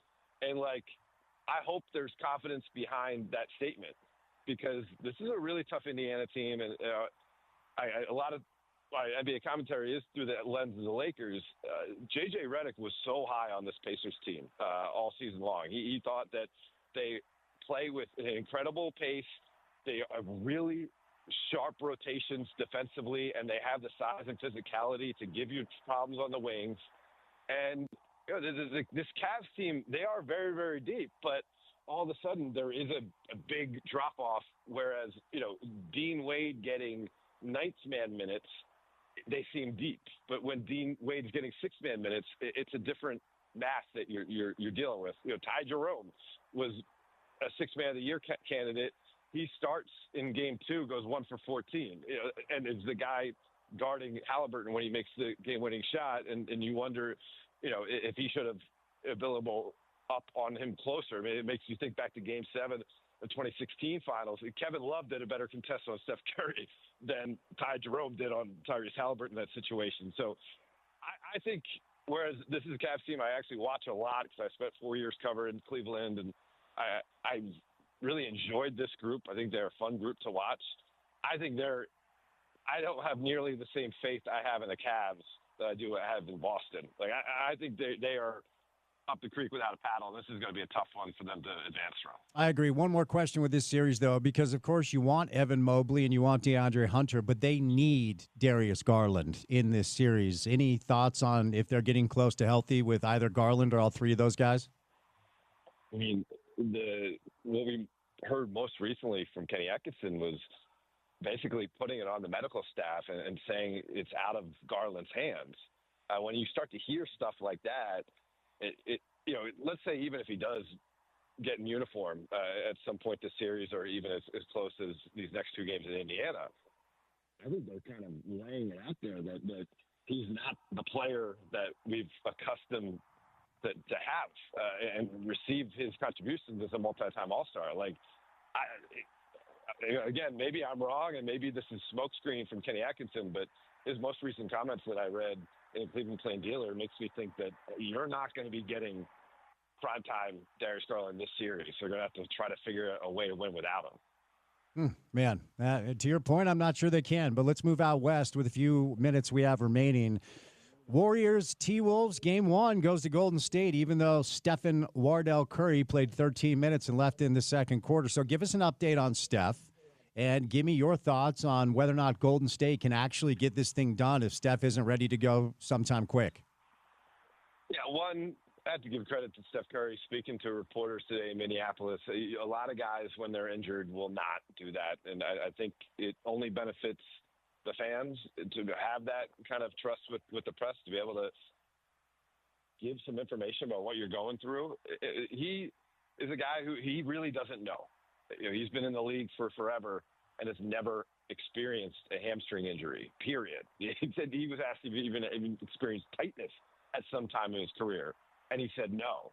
And so the plan here is to give him a full week's rest, which means game 2, 3, and 4 are out, and then see where he is at that moment. So right now it's just treatment round the clock. He is doing standstill shooting, I think probably just to, not have himself go nuts during this process more than anything.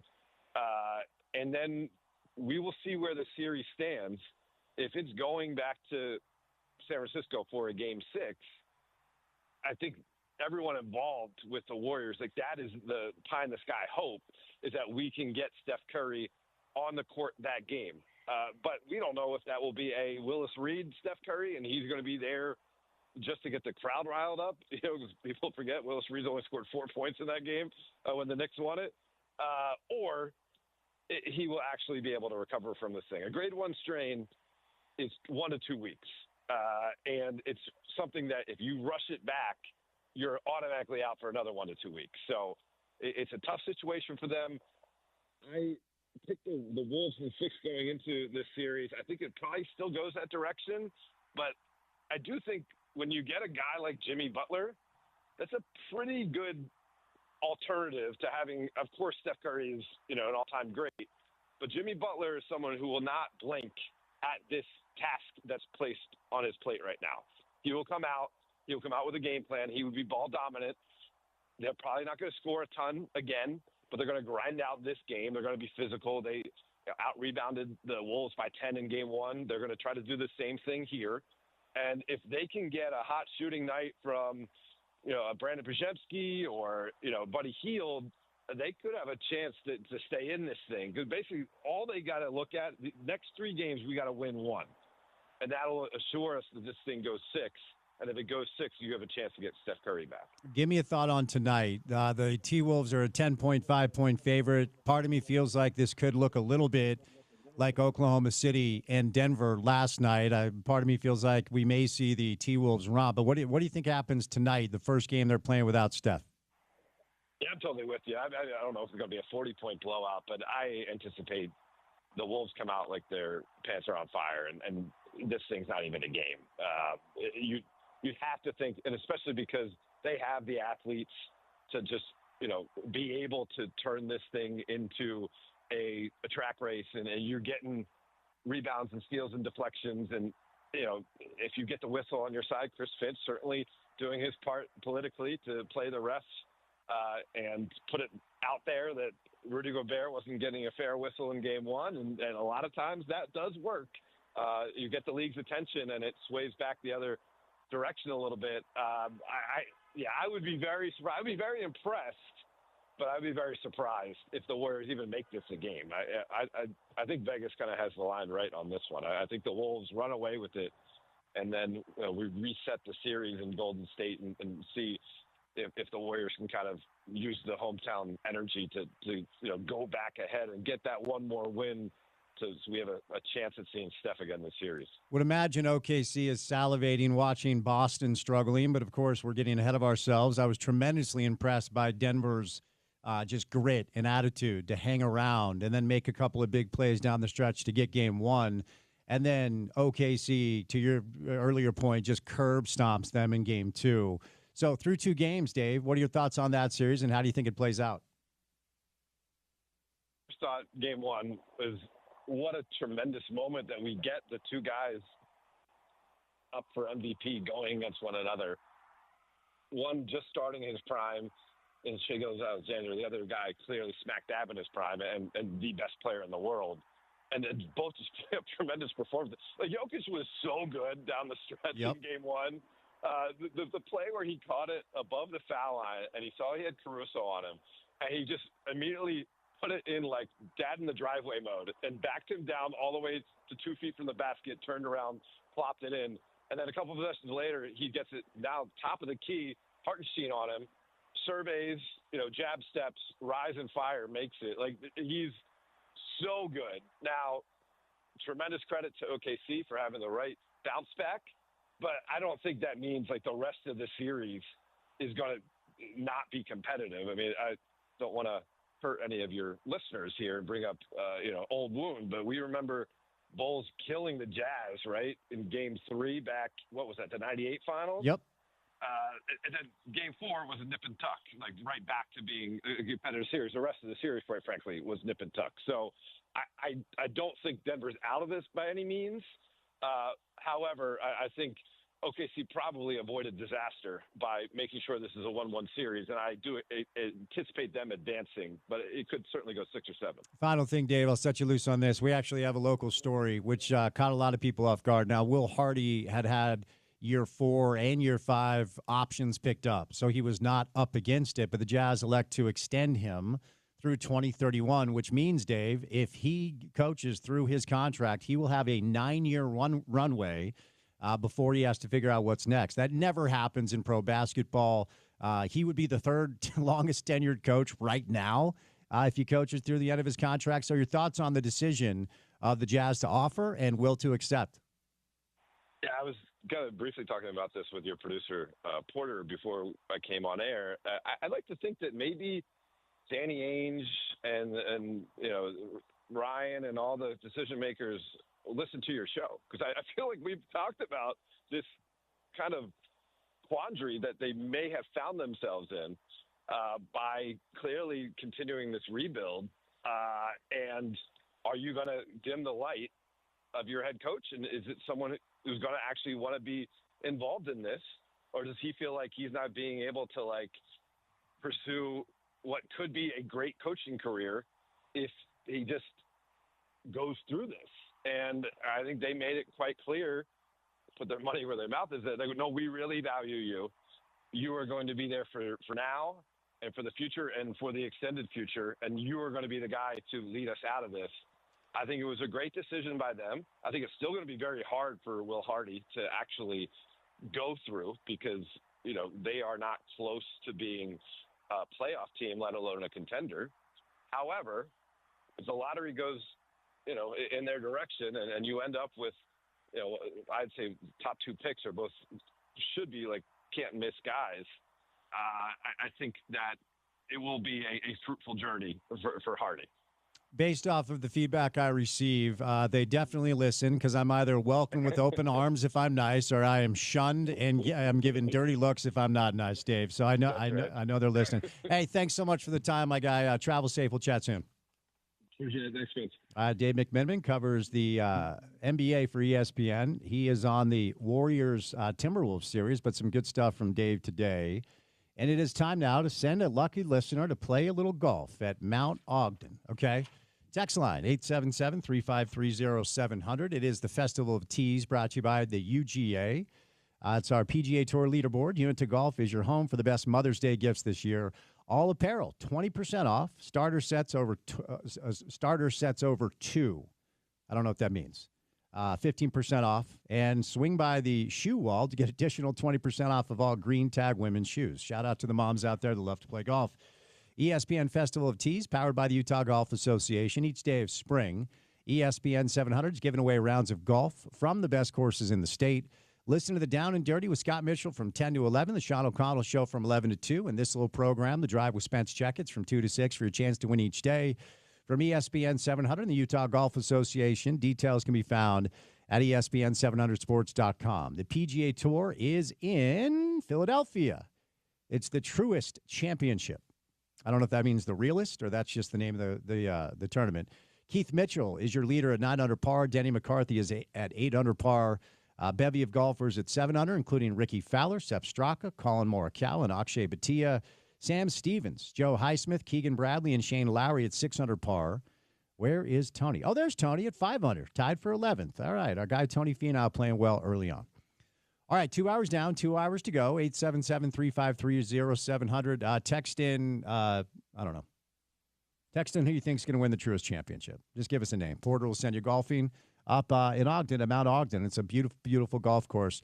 Coming up next, he's a Hall of Famer and one of the best to ever do it. You're going to have to wait to see who it is. Stay tuned. Let's call the Tees right here on ESPN 700.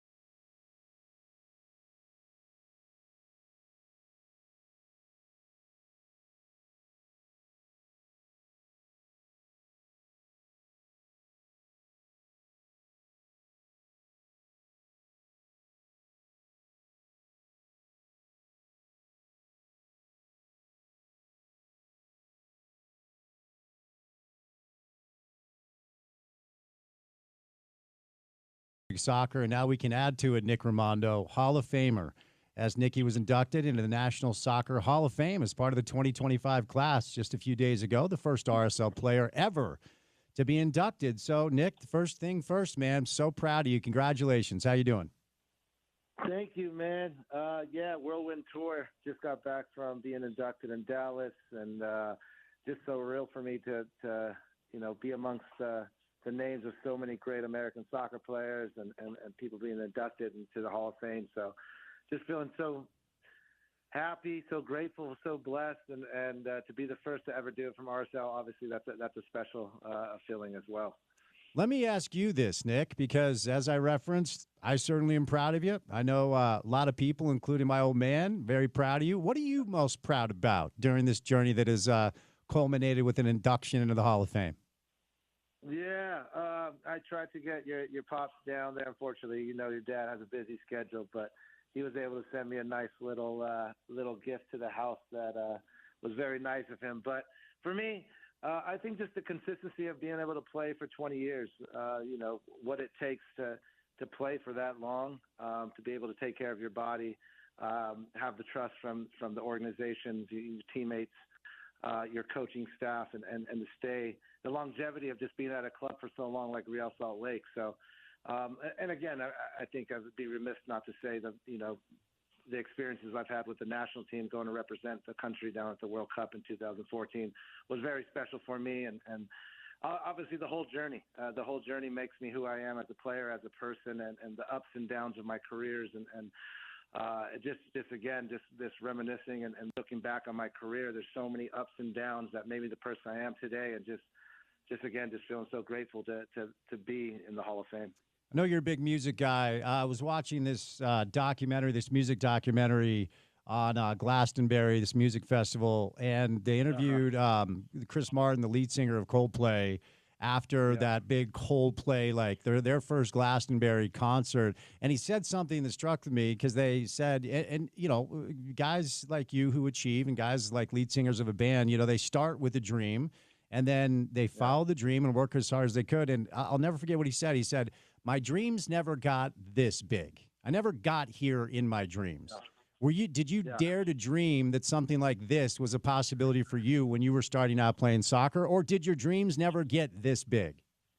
No, I never started playing soccer to be in the Hall of Fame. It was because I love the sport. I love the competition. I love the banter. I love my teammates and being a part of the team and the goal to reach, the finals, the playoffs. That I was just a competitive person, and obviously, when you start playing for as long as I did, the accolades start to, accumulate a little bit more and more. And if you win, if you do well, your name might get, shine bright a couple times here and there. But I think if you ask anybody that has been inducted, they don't do it to be in the Hall of Fame. They do it because they love the sport and yeah, as you continue to play, those ambitions get a little bit bigger and bright. And as I, won the MLS Cup, it's like, what could I do next? Let's go to the Gold Cup. Let's get on the national team. And then obviously the goal was to make it to the World Cup and to be able to achieve that goal, the biggest goal of mine, and playing in one of the biggest soccer tournaments or sports tournaments in the world was massive to me. And I guess when you're done playing, maybe there's a little hope that there's going to be some recognition somewhere here and there, and to be recognized by the Hall of Fame and be inducted, that's the biggest for me. I wonder, Nick, because, the hero's journey contains a lot of ups and downs, and life is not a straight line, and careers are not linear. And you had a really interesting career where you started out, on a trajectory that was going straight up with Miami, and you won a Supporters Shield. You were a starter as a rookie.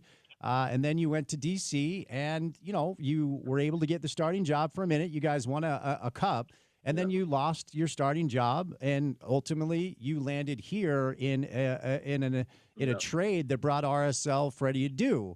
And you turned out to be the gem of that deal. But at the time, I think there were some questions. Did you ever question yourself during that time when you had lost your job and you landed here, grabbed the starting job, and the rest is history? But did you ever have doubts during that process? Yeah, of course. And again, like that's I touched on it a little bit, but it's what made me as a player.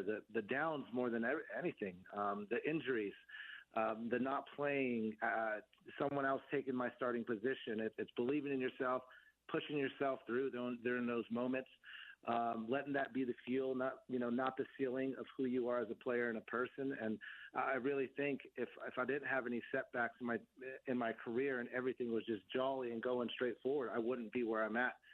It's those setbacks and injuries that, again, made me go through the hard times in my career and really, really flourish in the good times and push me through to get to those moments, winning in 2009, going to the MLS Cup and even losing, I believe it was 2012 to KC. Those feelings stick with you and you don't want to feel those feelings again. So you get back on that field and the gym and you try to do whatever you can not to have that feeling again of losing, and it just pushes you through. Everybody has motivation in their own way, and mine was through the losses and those learning experiences and how to get back on that horse. You know what I didn't know until recently, because we were talking about your induction. You never won MLS Keeper of the Year in your entire career. That award never came your way once. No. I figured I was close a couple times, but never was able to get it. And listen, there were some good goalkeepers in my time, and not to be that humble guy all the time, but you got to give it to some of these goalkeepers, man. Every time I thought I maybe had it, and again, you don't start the year, it may be a goal, but you don't push for it, and at the end of the year, you're like, okay, maybe I got it, and it was just never on the table for me, and I'm okay with that. I have so many more experiences and then friendships and teammates and awards that I got through my career, but it is a talking point for sure. Look, dude, you have the MLS records for minutes, games played, wins, clean sheets, saves, and penalty kicks. There's literally nothing else you could have done. So I will complain for you. The fact that you never won that award once is beyond stupid. I think you and my mom agree. Okay, fair enough. Well, then I'm in good company because I've met your mother before. She's a lovely lady. Hey, let me ask you this. What was it about, whether it was simply Salt Lake being a new fresh start or John Ellinger and then Jason Kreis, believing in you? What was it that made this market at that time the right fit for you that allowed you to go on to break all these records? Yeah, well, for me, I needed a change. I wasn't the number one in D.C. I was really in good with D.C. United and the front office. So they helped me, get out of there and gave me some options. It was Kansas City, Columbus, and I think Salt Lake City were at the top of the list for trading options. And honestly, for me, it was just trying to get as west as I could, and Salt Lake was that. And I was thinking, okay, if I could somehow end my career in California, that would be great. I'm back to where, I'm from. But Salt Lake was a home. It fit me. It fit my family.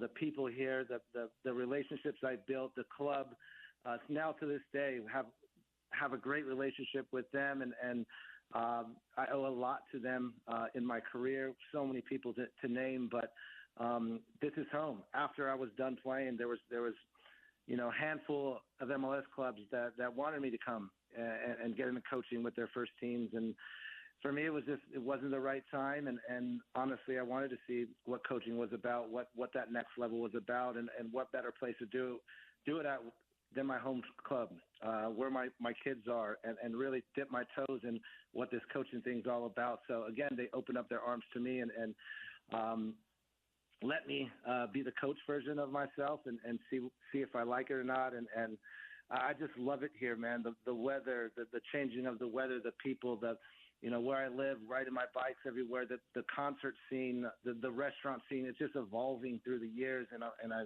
I'm happy this is home. Yeah, you really have carved out an excellent piece of real estate for yourself, both literally and figuratively in this market. With the businesses you run, the coaching you're doing, and the presence you have.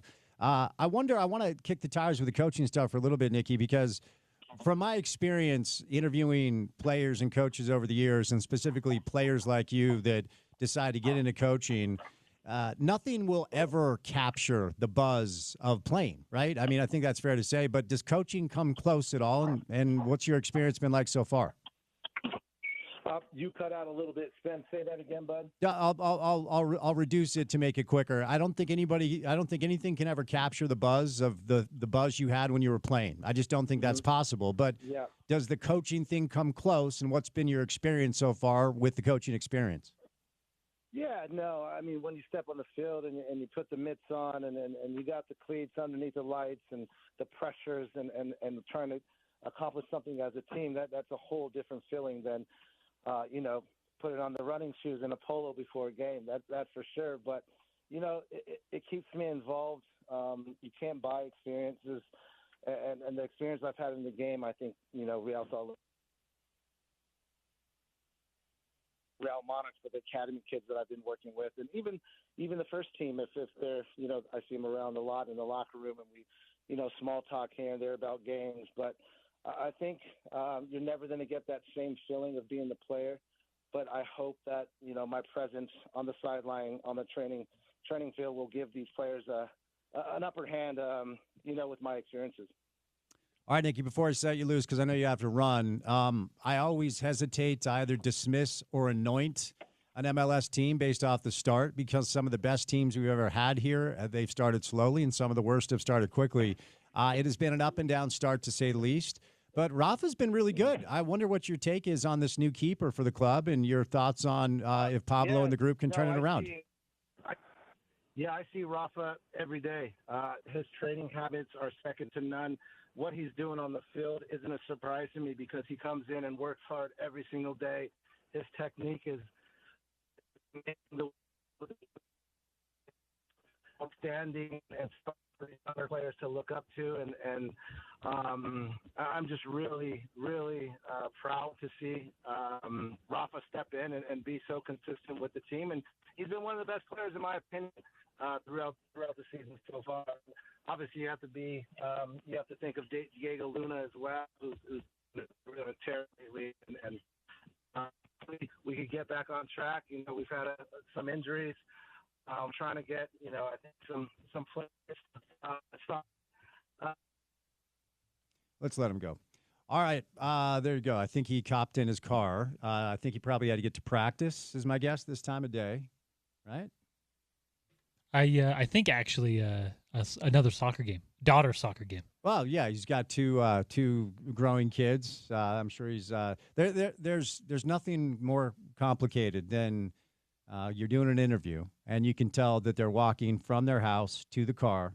Then you got to get in the car, got to start the car, got to pull out of the driveway. So that's my guess, that we had Nick in his house and then he had to get in his vehicle. I think you actually, when you cut out, was him. The headphones going into the car. So I think you're spot on. Nick Rimando, Hall of Famer. I will repeat this. We do this thing in our market where, we always complain that Jerry Sloan never won Coach of the Year, which was a crime. I think Jerry had a case 4 or 5 different times. Nick Rimando has the MLS records for minutes played, games played, career wins, clean sheets, saves, and penalty kick saves. Is there anything else that is there any other record you can hold as a keeper? I feel like Nick has literally every record in MLS history that you can carry as a goalkeeper. I think so, at least as we're talking career spans, right? There's no one that really comes close to Nick Rimando. And when you look at the comparison, Spence, they are, several of them, they are records that appear like they could stand for a very long time in Major League Soccer. I don't know that there's much more. You don't rely on goalies for goals, but I always like that one. That's always fun when a goalie has a couple goals on their sheet. Maybe assists. Yeah, there we go. Distribution out of the back, Porter. It's important. It's important. Soccer terms. I don't mean to get too deep, but you got to be able to provide distribution from the back line. Nick was actually good at that. I don't know how many career assists he had, but I think he had a few. So outside of goals and assists that you do not count on your keeper to provide, Nick has all of the meat and potato records in MLS. Yeah, I believe so. As you said, probably a crime that he was never given that award. And you go back to some of the ways that RSL won and won playoff games, won games down the stretch. It was shootouts. It was 1-0, right? that means you're relying on your keeper quite often. So, yeah, shout out to Nicky. Well-deserved Hall of Famer, even if he didn't get that Keeper of the Year award. Throughout the course of RSL's runs back in the 2007 to 2015-16 run when Nick was really peak Nick, if you weren't there or if you weren't watching consistently, it's hard to explain how many big-time saves he came up with, not just throughout the run of play, soccer term, not trying to get too deep, but also just penalty kick saves, PK shootouts, certainly MLS Cup. That saw RSL beat that LA Galaxy team that had Landon Donovan and David Beckham on it. And, it's interesting to consider, Nick's story is a really, really just simply a really good life lesson because as I talked to Nicky about, ironically enough, Nick's career started out in Miami with the Miami Fusion. They picked him 35th overall in the third round of the draft. And the starting keeper in Miami at the time was a guy named Jeff Cassar. And Nick took Jeff's job. Ironically enough, Jeff was the goalkeeper coach under Jason Kreis here in Salt Lake. So Nick was started as a rookie and then started 25 games the next season. And the Fusion won the Supporter Shield in 2001 with Nick in goal. Miami now has a soccer team. I don't know if you've heard. They've got a player. I don't know how to pronounce his name. I think it's Messi. But Miami was contracted after the 2001 season. So soccer in Miami was done. And the players were dispersed via an allocation draft, and Nicky was taken by DC United, who was coached by Ray Hudson, who coached Nick in Miami. And in 2002, Nick played in every game. 2003, he missed the end of the season with an injury, but then he lost his job to Troy Perkins because Ray Hudson lost his job. And I want to say Bruce Arena took the job in DC. And then Nick actually took the job back, and they won MLS Cup that year. But then he lost out to Troy Perkins again in 2006. So he was their second-string keeper. And I think what a lot of people may forget is we had Nick here for a minute, but then Nick lost his starting job here in Salt Lake to a guy named Scott Garlick. And so Nick was sent back to DC United, okay? So he was sent back. He was actually traded to the New York Red Bulls. Okay, so he was traded to the New York Red Bulls because Scott Garlick won the job here. So Scott Garlick was going to be the keeper here. He was the first-choice keeper. He had won the job, and Nick was in New York. Well, I'll never forget being in RSL's offices when a phone call came through, and the general manager at the time, Steve Pastorino, John Ellinger was kind of making most of the decisions, but John Ellinger informed the staff that Scott Garlick was retiring from Major League Soccer because he got a good job in real estate. And I can remember thinking like, okay, this is not the NBA. This is not the NFL. This is a different league. If your starting keeper who had won the job and was under contract and probably had 3 or 4 years left to play decided he was retiring from soccer because he wanted to pursue real estate, this is a different thing altogether. So John Ellinger, to his credit, had to scramble. And he calls New York. And as the story goes, New York, I believe, gave John the choice between 2 keepers, and Nick was one of them. And John said, just send Nick back to us, and let's see what we can do with that. And the deal, again, for Raimondo was made to acquire Freddie Adu, who was thought to be the future of American soccer. He was a teenage kid when he was receiving national team call-ups, and Freddie had played for John Ellinger at the Bradenton Academy with the developmental program for the national team. So the attention in that transaction was on Freddie and not Nick. Nick was kind of a throw-in. And then they had to panic to get Nick back because our keeper retired. They made Nick the #1 overall keeper in 2007, and all he did after that was go on to break every record that MLS has for keepers. So pretty phenomenal story, and Nick deserves a lot of credit because obviously RSL went on to win MLS Cup in 2009. They went on to a CONCACAF Champions Final, almost becoming the first MLS team to win the CONCACAF Champions League, and then nearly won a cup again, but lost to KC in the final. And then Nick played through 2019, so played another 5 years after that, and will go down as one of, if not the best keeper in the history of this league, and certainly a legend for RSL. Some interesting stuff from Nick on Rafa Cabral, who has been one of the lone bright spots, quite frankly, along with Diego Luna for the start of RSL. All right, 5 o'clock hour, we'll get back to some NBA playoffs. Also, Utah football has a transfer that has been brought in we'll tell you about. Alex Jensen will join us, all before we say goodnight at 6 o'clock. But before we catch a break, we welcome in Ryan from the Dish Professionals. Give him a call at 801-424-DISH. You can save a grip of money on a bunch of different things. What's going on, Ryan? We can, and great opportunities right now. Listen, I had a friend call in, and he's spending about $400 for home phone and internet and TV. Guys, this is not something you should be spending. Call us up to take advantage of the deals. Let's get you set up with, guys, internet, $30 to $50 a month. I've got fantastic offers with Dish with a 2-year price guarantee. We'll set you up with the best DVR out there. Biggest DVR, 16 tuners, auto records your games, auto records the local channels for you. It'll auto hop commercials. True, simple, easy television. Call us up and let us upgrade and lower your bill. It saves you truly thousands of dollars. Call us today, 424-DISH. It's 801-424. All right, there he is, Ryan from the Dish Professionals. We got a little sports court coming your way coming up next before we get into the 5 o'clock hour of the show on a Thursday afternoon. So keep it right here on ESPN 700.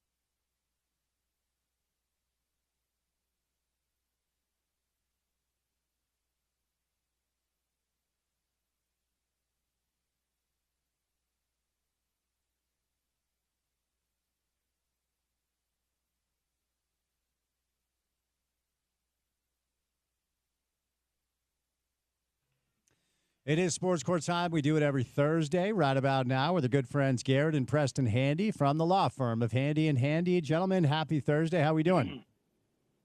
Hey, Spence. How you doing? Hi, Spence. All good here. Always appreciate the time. So, the latest on the NCAA House settlement, there's a roster limits issue that we've got to figure out before this thing actually gets across the line. So the time is yours. What's the latest? Yeah, Spence. We haven't touched on House for a few weeks, but the last time we spoke about it, the big hang-up was Judge Wilkins. The parties had all gone to her and said, hey, we're ready to do this, and she reviewed the settlement agreement. Again, this is not a something that went to trial or anything. This is a settlement, and as we know, they've been working on the agreement was reached 2 years ago. They've been working on this for about a year, last July, where there were some hang-ups, and then we get to the finish line here, and it was supposed to go through, and the one hang-up was Judge Wilkins said she had a problem with these these roster caps. She felt that it unfairly treated some of these players that had gone in with an expectation, and they'd been cut. So now what's happened is the parties, and in pushback to that, the conference attorneys and the NCAA attorneys kind of said, well, hey, wait a minute, caps are normal in sports, and we don't want to adjust this. And she made it pretty clear in the last hearing that I'm not going to agree to this if you don't come to terms on this. So they went back to the drawing board, and it seems like they've come with an agreement. And I think the main features of this agreement are essentially that even players that have been cut in response to some of these limits, they are essentially grandfathered in. It says any athlete who would have lost their roster spot for the 225-26 academic year due to the immediate implementation of limits will be exempt from roster limits at Division I institutions. So essentially they're grandfathered in. They can come back and they can compete for a spot. I don't know how that looks when a player's been cut. Or they can go to another school and still have the benefit of this grandfathering in. Another component of this is players who are going to be, coming up, they've committed to a school. They've also been grandfathered in terms of the full time of their eligibility. And I think another part that I saw was the roster limits, and where it looks the most important is football, is they've been pushed from 85 to 105. And the plaintiffs' attorneys on this, representing the plaintiffs, the NCAA, against the NCAA, they've said, hey, we have really bent over backward. We feel like we have met all of these requirements that Judge Wilkins wants, and I think crossing their fingers that say this should get across the finish line. She's approved almost everything else, but just hasn't approved the final part. And one interesting thing is I read this is Judge Wilkins' last case that she will hear. She's waiting for it to get across the finish line as well. The world of college athletics is beating the life out of all of us, apparently. Garrett, you're up. Well, and we're going to need a quick decision on this. I mean, schools are trying to get ready. Potentially by July 1, they could start payouts under this House settlement. So I got to think we're going to know here in the next several weeks, at least, what the result is, if we've got a settlement or not. All right, moving over to our next story, where President Donald Trump is looking to make college athletics great again. Apparently weighing the issuance of an executive order that would attempt to place restrictions on the compensation college athletes can receive. Sounds like this is a complicated thing. What's the latest here? It is complicated. And, President Trump's been no stranger to getting involved in sports. I think just this week, right, he was announcing the NFL draft is going to be in Washington. I saw something yesterday about a World Cup committee, that he's heading up, and so now it's college sports. Could he fix this with an executive order? Obviously, we're just barely talked about the House settlement that we're waiting to, see how that's going to change things, right? And so he's been talking to Tommy Tuberville, former Auburn coach, been talking to Nick Saban as well. They're on a committee and looking at maybe some sort of executive order to, just with the pen, can he fix these issues in college sports that we're having around NIL and compensation and pay for play, all of these things. But it's potentially very problematic, right? I mean, an executive order, it can't conflict with federal laws. So we've got some issues there with federal agencies like the National Labor Relations Board, determining that, athletes are not employees and that kind of thing. But also it, can't compel states to interpret their own laws in certain ways, right? And so states, I mean, NIL is not some federal law or anything. These are rights that exist, and really all we're talking about is the NCAA removing restrictions on those rights that have already existed for athletes. And so, state law comes into play. So really, kind of trying to look at that, could an executive order really be the solution here? I mean, personally, I don't think so. I'd rather wait and see, what happens with House, and then maybe there needs to be congressional action. But it's certainly being talked about. All right, Preston, you're up, buddy.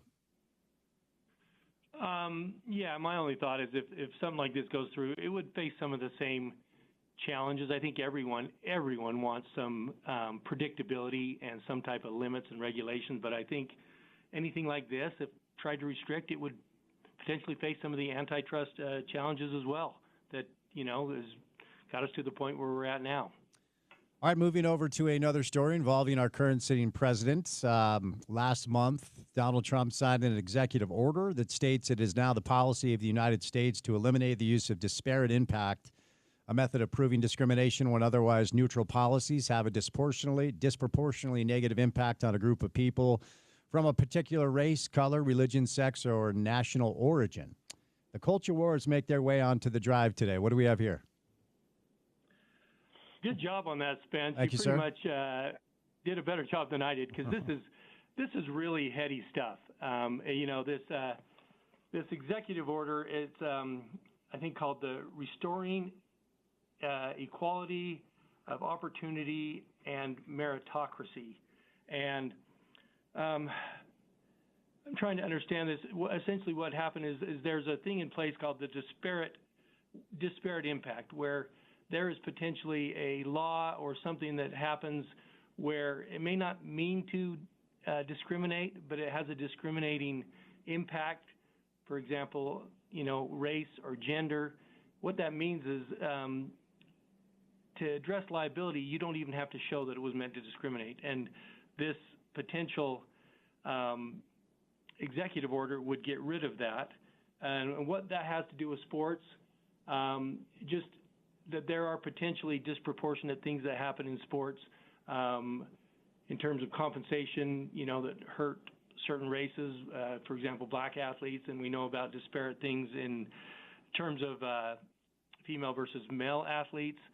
It's not meant to discriminate, but it does have a discriminated impact, and it wouldn't have an impact on Title IX. We've talked about Title IX a lot, where you have to have you can't discriminate based on gender, at institutions that get federal funding. So this is some stuff that I don't entirely understand, but that's what the executive order is attempting to get away. All right, Gary, you're up, bud. Well, and this grows out of the Civil Rights Act of 1964 is kind of where, there's been a long precedent of this, but where I think the other area where it would impact sports are the NCAA's academic performance rules. So, if you've got to have certain grades or a certain ACT or SAT score or something to go to a certain school or to get a scholarship, right? There's these arguments about how that has a disparate impact on different classes of people. And so that's where there can also be some conflict with this. All right, moving over to a case where the NFL is urging the Supreme Court to hear the video privacy case against the NBA. Are these two rivals going at each other as far as these two leagues go, or what's going on here? Well, actually, they're looking to support each other. Oh, okay. The NFL has filed an amicus brief to support the NBA in their case. They're facing a whole bunch of hundreds of lawsuits, really a class action lawsuit over a data privacy violation, and it goes to what's called the Video Privacy Protection Act, the VPPA. Anyway, this is back in the days, of course, when we had videos and you would check one out or you would buy one and you owned a physical copy, and regarding data privacy. And, of course, everything's changed, right? They've tried to update this law in regards to streaming, and specifically in this case, it involves streaming NBA video on Facebook. And the plaintiffs are saying, hey, when I watch this video on Facebook, NBA, your video, you've given my data to Facebook, to Meta, and that's a violation of my privacy. I didn't agree to that. And so, one of the big issues here is, well, of course, you're not paying for that video. It's free, right, when you get on. And I think they're saying, well, there's kind of a quid pro quo when you access free content, part of the exchanges. And again, we're all not totally understanding this, but giving up privacy and data. The other thing that the NBA is saying is, well, you guys can't show damages, right? But there's a split between two circuits, the Second Circuit and the Sixth Circuit on this. And so that could be a good situation for the Supreme Court to step in and make a decision. And that's what's happening. And the NFL is, because they're in the same kind of boat with the NBA in, putting out content and video, and they want to be protected from these similar sorts of lawsuits. And so they'd like the Supreme Court to step in and decide this case in their favor. All right, Preston, you're up, bud. Great job, Garrett. I think the only thing that everyone's looking for is, because apparently the NBA won at the lower court, then it got to the Court of Appeals, and they vacated the lower court's decision. And so now they're just pushing it forward, saying, hey, let's get this to the Supremes where we can have some normalcy and some predictability on this. And the NFL's looking at it and going, hey, we're facing the same problems. Let's get this ruled on. All right, final one for today. Just a really sad yet shocking story. John Elway, Broncos legend, was driving a golf cart, and his agent and longtime friend, Jeffrey Spurbeck, fell off the cart and sadly passed away, and John Elway has retained some legal counsel. What's going on here? Yeah, Spence, just total disclaimer. We don't know if there's really a legal issue there, but it has hit some stories where, as you mentioned, they're cruising along in a golf cart, and I don't really know where Jeffrey Spurbeck was sitting, if he was on the back or if he was sitting next to Elway, and Elway's driving, and Spurbeck falls off and hits his head, and a terrible brain injury. He, ultimately died of that brain injury shortly after that. Well, the legal issues are two things. We heard that John Elway retained a lawyer who was famous for representing athletes that would have legal issues. We don't know if John Elway has a legal issue, and we're just maybe talking about this in hypotheticals, but maybe he sees that there's a potential legal issue, and maybe he's just, setting up things in case something comes in. For example, if Spurbeck's estate comes in and says, and again, this is totally based on if facts are found, if Elway was driving recklessly or something happened that caused him to fall off. The other legal issue is a prosecutor is very critical of the investigation done. What happened was, at the time of the fall, medical people showed up, but legal people did not show up. And so a former federal prosecutor is kind of jumping in on this and saying, hey, wait a minute, why didn't the sheriff's department come in for 2 days and start looking into this just in case anything happens down the road and it needs to be documented? And so he's pretty critical of the sheriff's department. Stating, he states something interesting. He says basically that they botched it, and the sheriff's department came back with a interesting comment saying, hey, well, maybe it's a good thing from this formal federal prosecutor. It appears that we're all much better off that he's in retirement. So a little bit back and forth, that maybe they didn't gather the facts at the time they did, just to support any type of investigation. All right, Garrett, final word is yours, bud. I think Preston nailed it on that. Sad story, though. Okay, fair enough. Before I set you guys loose, for any of our listeners who have legal questions, how can they get a hold of you over at Handy and Handy? Yes, Spence, we'd love to hear from anyone out there about your legal issues, especially if you have a personal injury case that we can help you with. Give us a call at 801-264-6677 or jump on our website at handylawutah.com. Gentlemen, thanks so much for the time. Have a great week and weekend ahead, and as always, go Utes. Thanks, Spence. Go Utes. Thanks, Spence. All right, there they are. Give them a call. If you have any legal questions, our good friends over at Handy and Handy always appreciate their time. All right, coming up in the 5 o'clock hour of the program, we'll do some NBA playoffs. We will review the incredible action that took place last night. Only one game tonight. It's the Warriors and the T-Wolves. If you missed Dave McMiniman earlier, some really good stuff from Dave today. 5 minutes after Dave was on with us, he was on ESPN. He was on SportsCenter doing a live hit. He is live on the ground for the game tonight, which features the Warriors And the Timberwolves, Minnesota is a 10.5-point favorite. Stephen Curry is expected to miss at least the next 3 games, if not more. So we'll see how that goes down. We'll get to that in the 5 o'clock hour. Alex Jensen will be our guest, the head coach of the Utah men's basketball program. But before we catch a break, we welcome in Ryan from the Dish Professionals. Save a lot of money. Who doesn't like that? On a bunch of different things by dialing 801-424-DISH. What's going on, Ryan? And it's a great opportunity. Guys, Dish sent out about 60,000 of these pre-qual gift card offers, and a lot of us throw away our junk mail, so we didn't see it. But, guys, here's the thing. We've got a tool where we're able to actually look that up. So this is much better than calling an 800 number because we'll actually look up and see if this gift card is available for you. We'll attach it to the existing amazing offer the Dish has where you get 2 years worth of credits. Price is guaranteed not to change for 2 years. We'll throw in movie channels and dinner at JCW's and have you installed for free next day. Call us up. Take advantage of the deals. Internet, guys, listen, if you're overpaying, if you got that oversized cable bill, talked about this earlier. I had a friend that's paying almost $400. Call us up. Let's save you thousands. Lower your bill. Get you the best TV service, best internet out there for literally $200 a month cheaper than what you're currently paying. Guys, that is the type of deals that we have, but you got to call. That's all you got to do is pick up the phone and see what we can do for you, and we'll have you installed as early as next day. 424-DISH, 801-424-DISH. All right, there he is, Ryan from the Dish Professionals. We've got 3 hours in the books. We've got 1 hour to go on this lovely Thursday afternoon. How do you like 80 degrees and sunny here in downtown Salt Lake City, Utah?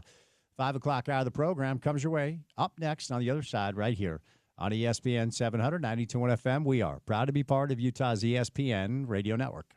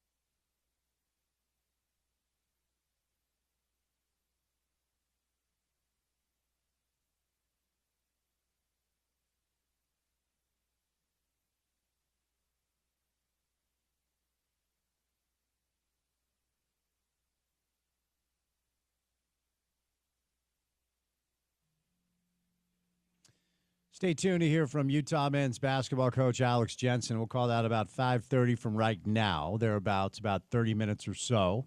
During the 5 o'clock hour of the program, we'll get you ready for some NBA playoff action tonight, NHL Stanley Cup playoff action as well. But Roosters is celebrating 30 years this summer, and right now hosting a food and beer fest at all locations except the airport location. So May is for Mexico, which has food pairings and 4 featured beers. And our friend Red from Roosters joins us on a Thursday. Red, happy Thursday. How are you?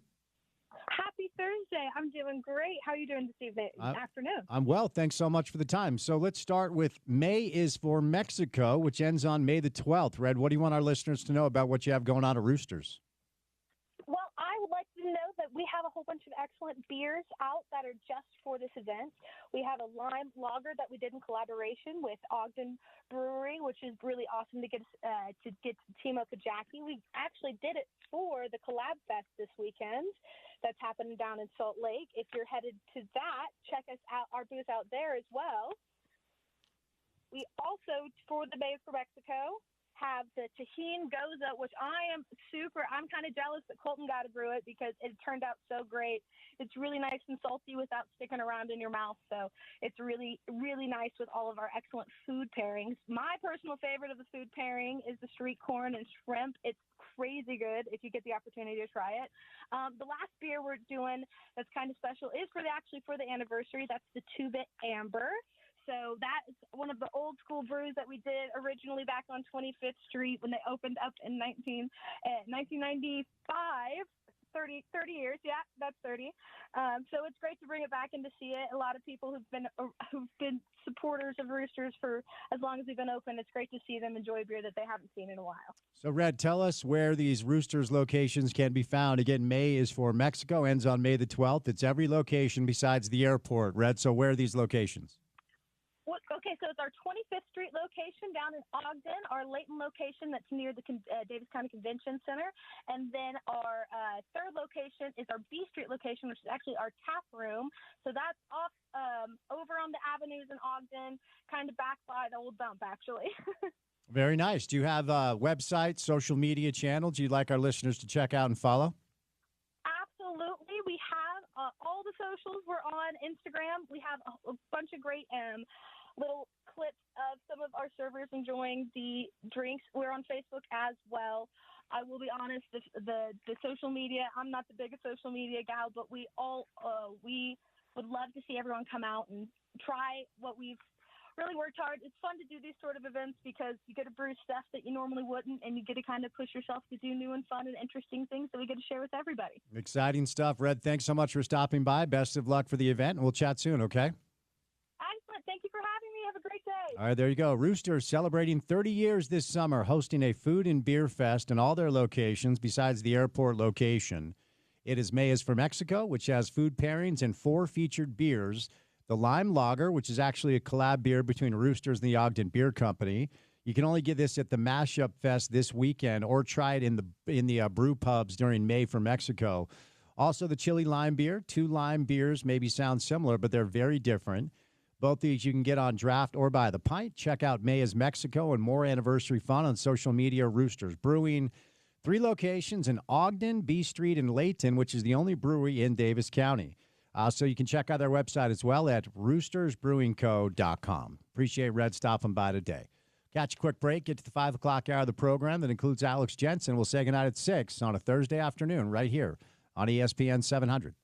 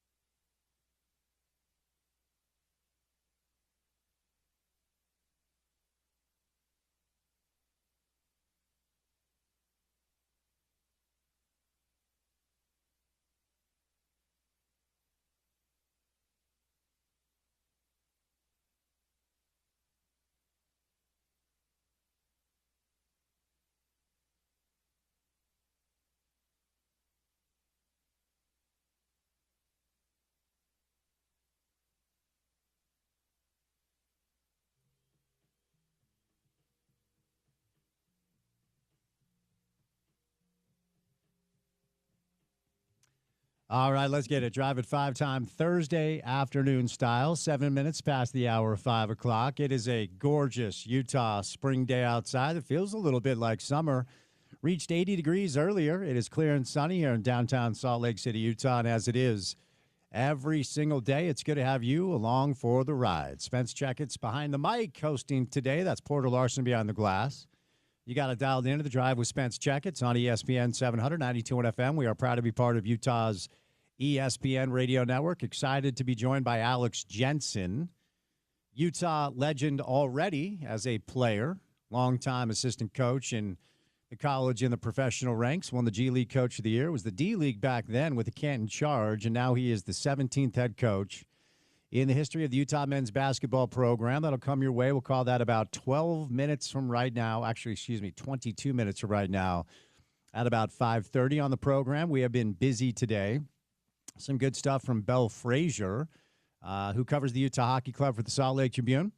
It has been a busy week and a half for our local hockey club. I called them the Utah Hockey Club again. They are now the Utah Mammoth, henceforth and forever. Of course, the name change is official. The logo has been released. The new merch is now available. In addition to a name change, the Utah Hockey Club. Dude, I don't know if I'm going to be able to do it. This is going to take me a long time because you know that I'm anti-Mammoth anyway. I was going to say, it sounds like you're maybe trying to. No, I'm not trying to. I'm not anti-Mammoth in general. They seem like gentle, kind creatures. Maybe I'm basing that off Ice Age. The Manny? Yes, Manny. Ray, everybody loves Raymond. Manny, Ray, like they seem like kind creatures, but I guess I'm only basing that off of cartoons. I've never seen one in real life. Can we get Ray Romano? Is that a real name? Yeah. Can we get Ray Romano to a Mammoth game? Would you effort Ray and get him on the program? Yeah, I'll send a text. What's the latest on Chappelle? None. No response. Gervais? No. Louis C.K.? Nope. Louis C.K. is coming to Ogden. Really? Did you know that in July? Maybe we can get him to Roosters Brewing. Well, I'm working on our guy Keith Stubbs so I can get up there because Louis C.K. I know we got to be careful because all the things, and I'm anti all the things for all the people. We're anti all the things. He might be my favorite of all time. I mean, he's just when you narrow it down to his stand-up comedy, he's phenomenal. There's really no way around that. So please effort Louis C.K. in addition to Ray Romano.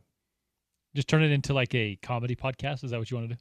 Look, we'll have all those guys on if they say yes. But we have probably had more comedians on than any other sports talk show anywhere. Michael Rappaport live in studio. I could keep going, right? But the mammoth in the cartoon, a pleasant animal, but you're the expert in real life. Probably not as pleasant. Fair to say. Well, this was another fun fact from yesterday. The mammoths that we're speaking of, the mammoths that roamed around Lake Bonneville, they are more closely related, Spence, to Asian elephants than Asian elephants are to African elephants. So if you want to know their temper, it's probably more like the more docile Asian elephants that you could coexist with. But I don't really know. Nerd. They probably had to do some damage every once in a while. How do you know all these things? Where are you getting this information? I genuinely the animal stuff has been since I was a tiny child. I intake all the info, atlases, whatever it may be. The geography of it fascinates me, like migrations and whatnot.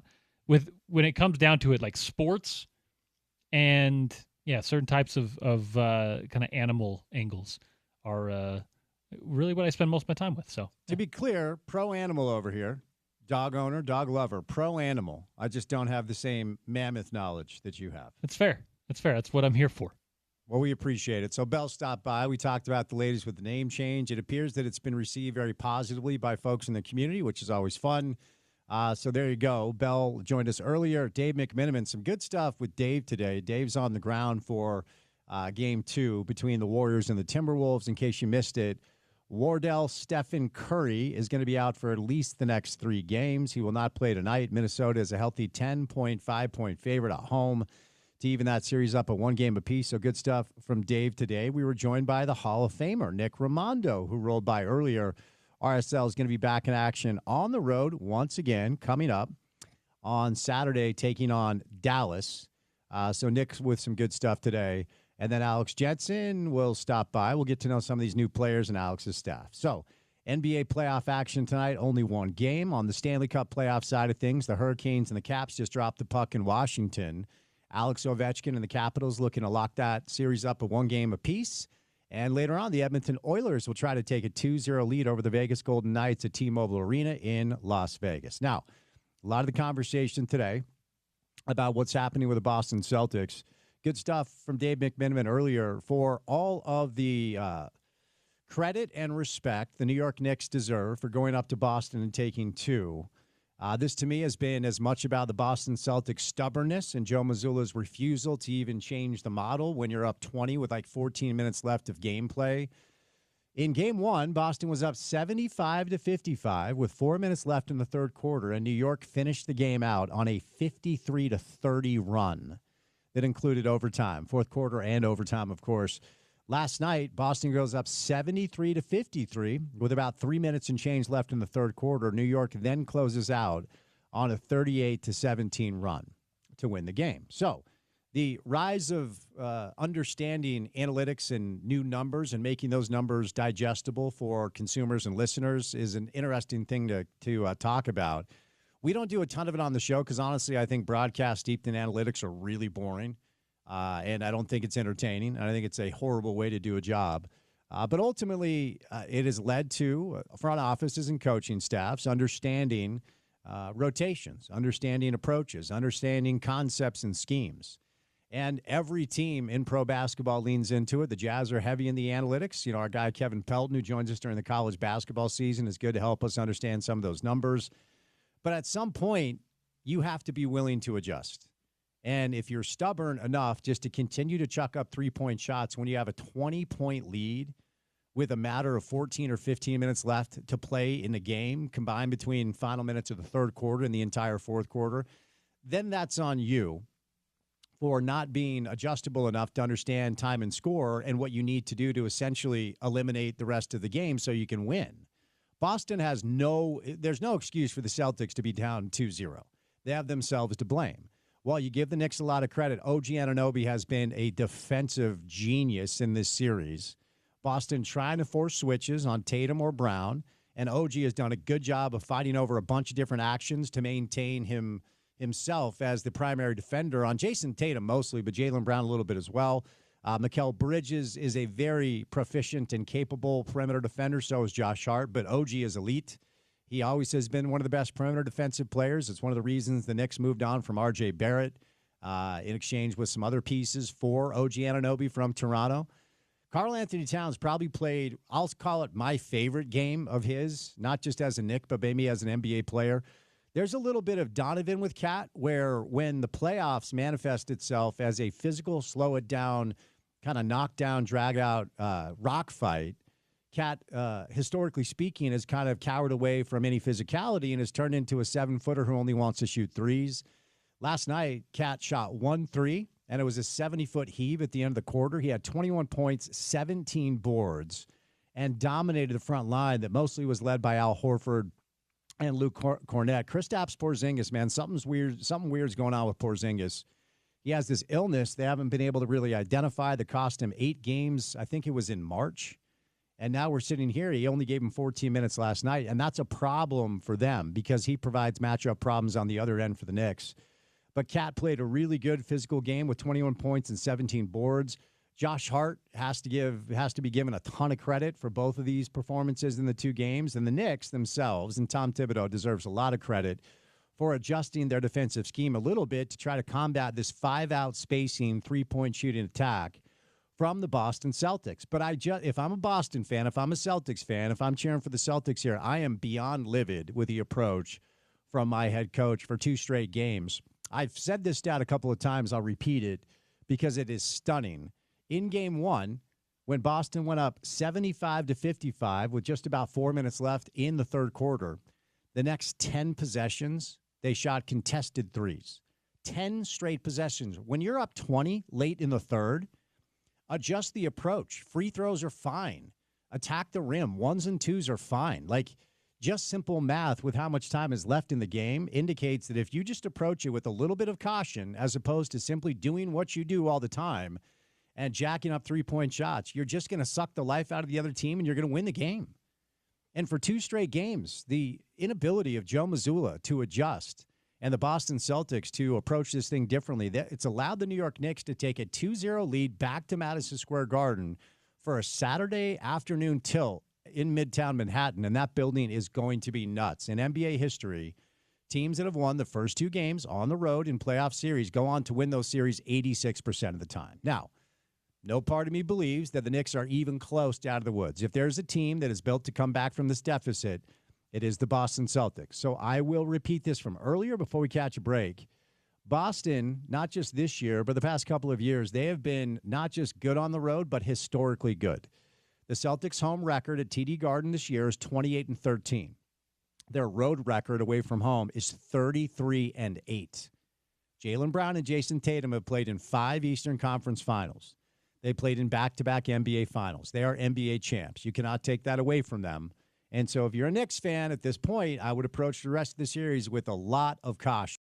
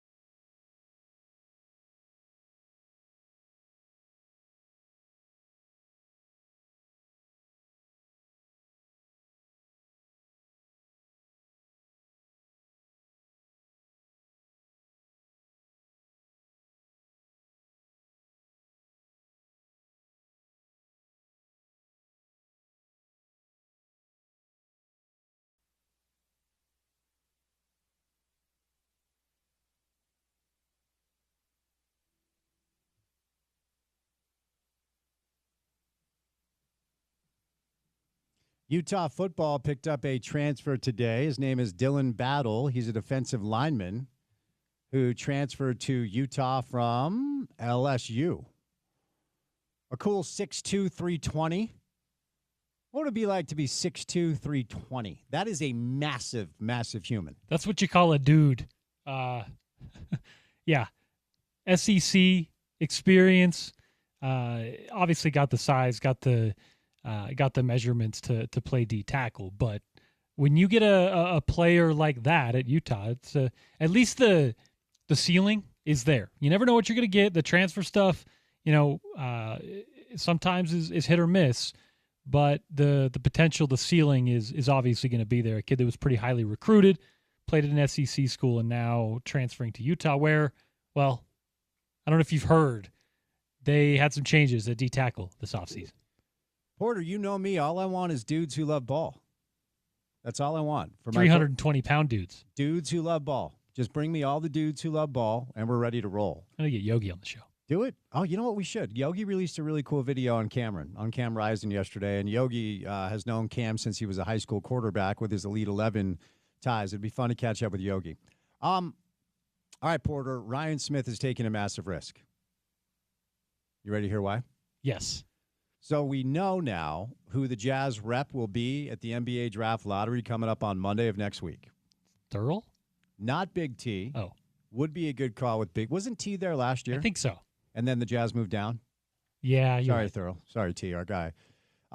Reminder, coming up on Monday, we are going to say goodnight just to skosh early. Just to skosh. That's a unit of measurement. It is a unit of measurement. It's applicable for this conversation. And we will bring you the NBA Draft Lottery live. And representing the Utah Jazz will be none other than Ashley Smith.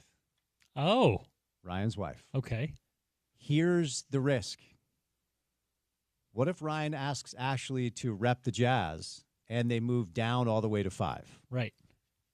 That's not going to be a very happy household, Ryan. And Ryan's my guy. A couple guys in their 40s that throw the hat on backwards, okay? Ryan's my guy. But I view that as a massive risk. Now, the reward is Jazz get number 1 overall. Happy wife, happy life, as they say.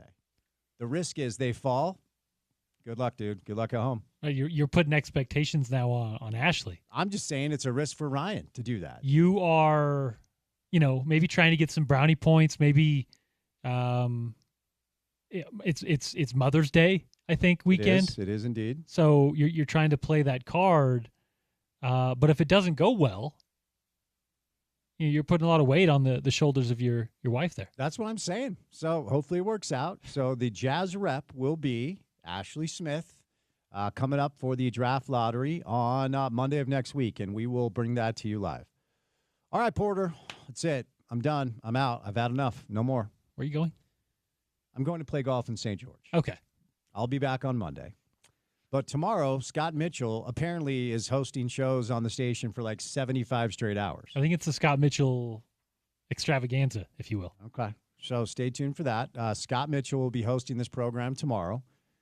So I am going to ask you to make sure that you hold the fort down because Scott's got a lot of work to do. So there's some pressure on you tomorrow, young man. Can you handle it? I relinquish any of that responsibility, sir. Damn. I just got the knobs, Okay. I got the buttons. I got the knobs. All right. The responsibility falls on the shoulders of one Scott Mitchell and Broadway Media. Sorry. All right. Well, they're broad shoulders, but if Scott needs a nap, you might have to just cover 5 to 8 minutes of airtime. I got it. Okay. I got it. Scott will be here, but I'll be ready to go. I'll be in tow.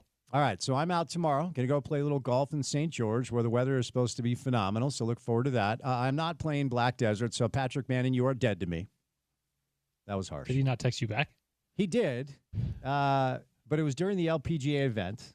And so he said, hey, lob me a text tomorrow before noon. Let me see what I can do. Lobbed him a text. Didn't hear back. So, Patrick Manning, if you're listening, you have a chance to be my best friend in the world. But as of now, you're dead to me. Yeah. It's kind of harsh. Busy guy with the LPGA stuff. We're going to get you on that course. All right. At some time. So, I'll be down in St. George playing a little golf over the weekend. I'll be back on Monday. But, Porter, what comes our way on a Friday edition of the program? You going to the Muni course? I am playing. We're going to Mesquite. Oh, fun. We're going to do a little Falcon Ridge, and then your boy might throw some cards tomorrow night. You should. I will. Just don't bet on sports. I never bet on sports, but I can grind on a blackjack table. Okay. I've played enough blackjack that I can spend a couple of hours and then either go up or down $100, a couple $100 and then walk away. I'm not trying to get rich. I'm not trying to lose money. If you do bet on sports, use the promo code ESPN 700 at Prize Picks. Get $50 for a first $5 bet. On a Friday with Scott Mitchell, of course, we'll react to the retirement of one Cam Rising. We'll talk some Utah spring football. Max Chadwick stops by the program for that. Paul Pugmire will give us the latest at the Truist Open. And Howard Beck for some NBA playoffs. And I'm sure the remainder of the time will be Scott and I kind of going back and forth on Utah football, NBA playoffs, whatever comes about on a Friday afternoon. And then set you loose for the weekend. See you on a Monday, Spence. There you go. Thanks for holding the fort down, and we'll say goodnight. Special thank you today to Alex Jensen, to Belle Frazier, to Dave McMiniman, and to Nick Raimondo. For any of the sound you missed from the show, ESPN700sports.com is our website. Download our mobile app. Take us on the go. That's what I use to listen to our radio station. You'll love it. ESPN 700 app is free in the Google Play Store or the App Store as well. Then finally, for what we do in our space every afternoon for 4 hours, check out our podcast page. It's called The Drive with Spence Checketts. That's available wherever you get your shows. Subscribe, rate, review, say nice things in the comments. Give us all the stars. It actually does help. For Porter, I'm Spence saying goodnight. Have a great weekend. Give Scott and Porter your attention coming up tomorrow. I'll be back on Monday. Be good to yourself. Be good to each other. As always, you can catch all the action right here on ESPN 700, 92 FM. We are proud to be part of Utah's ESPN Radio Network.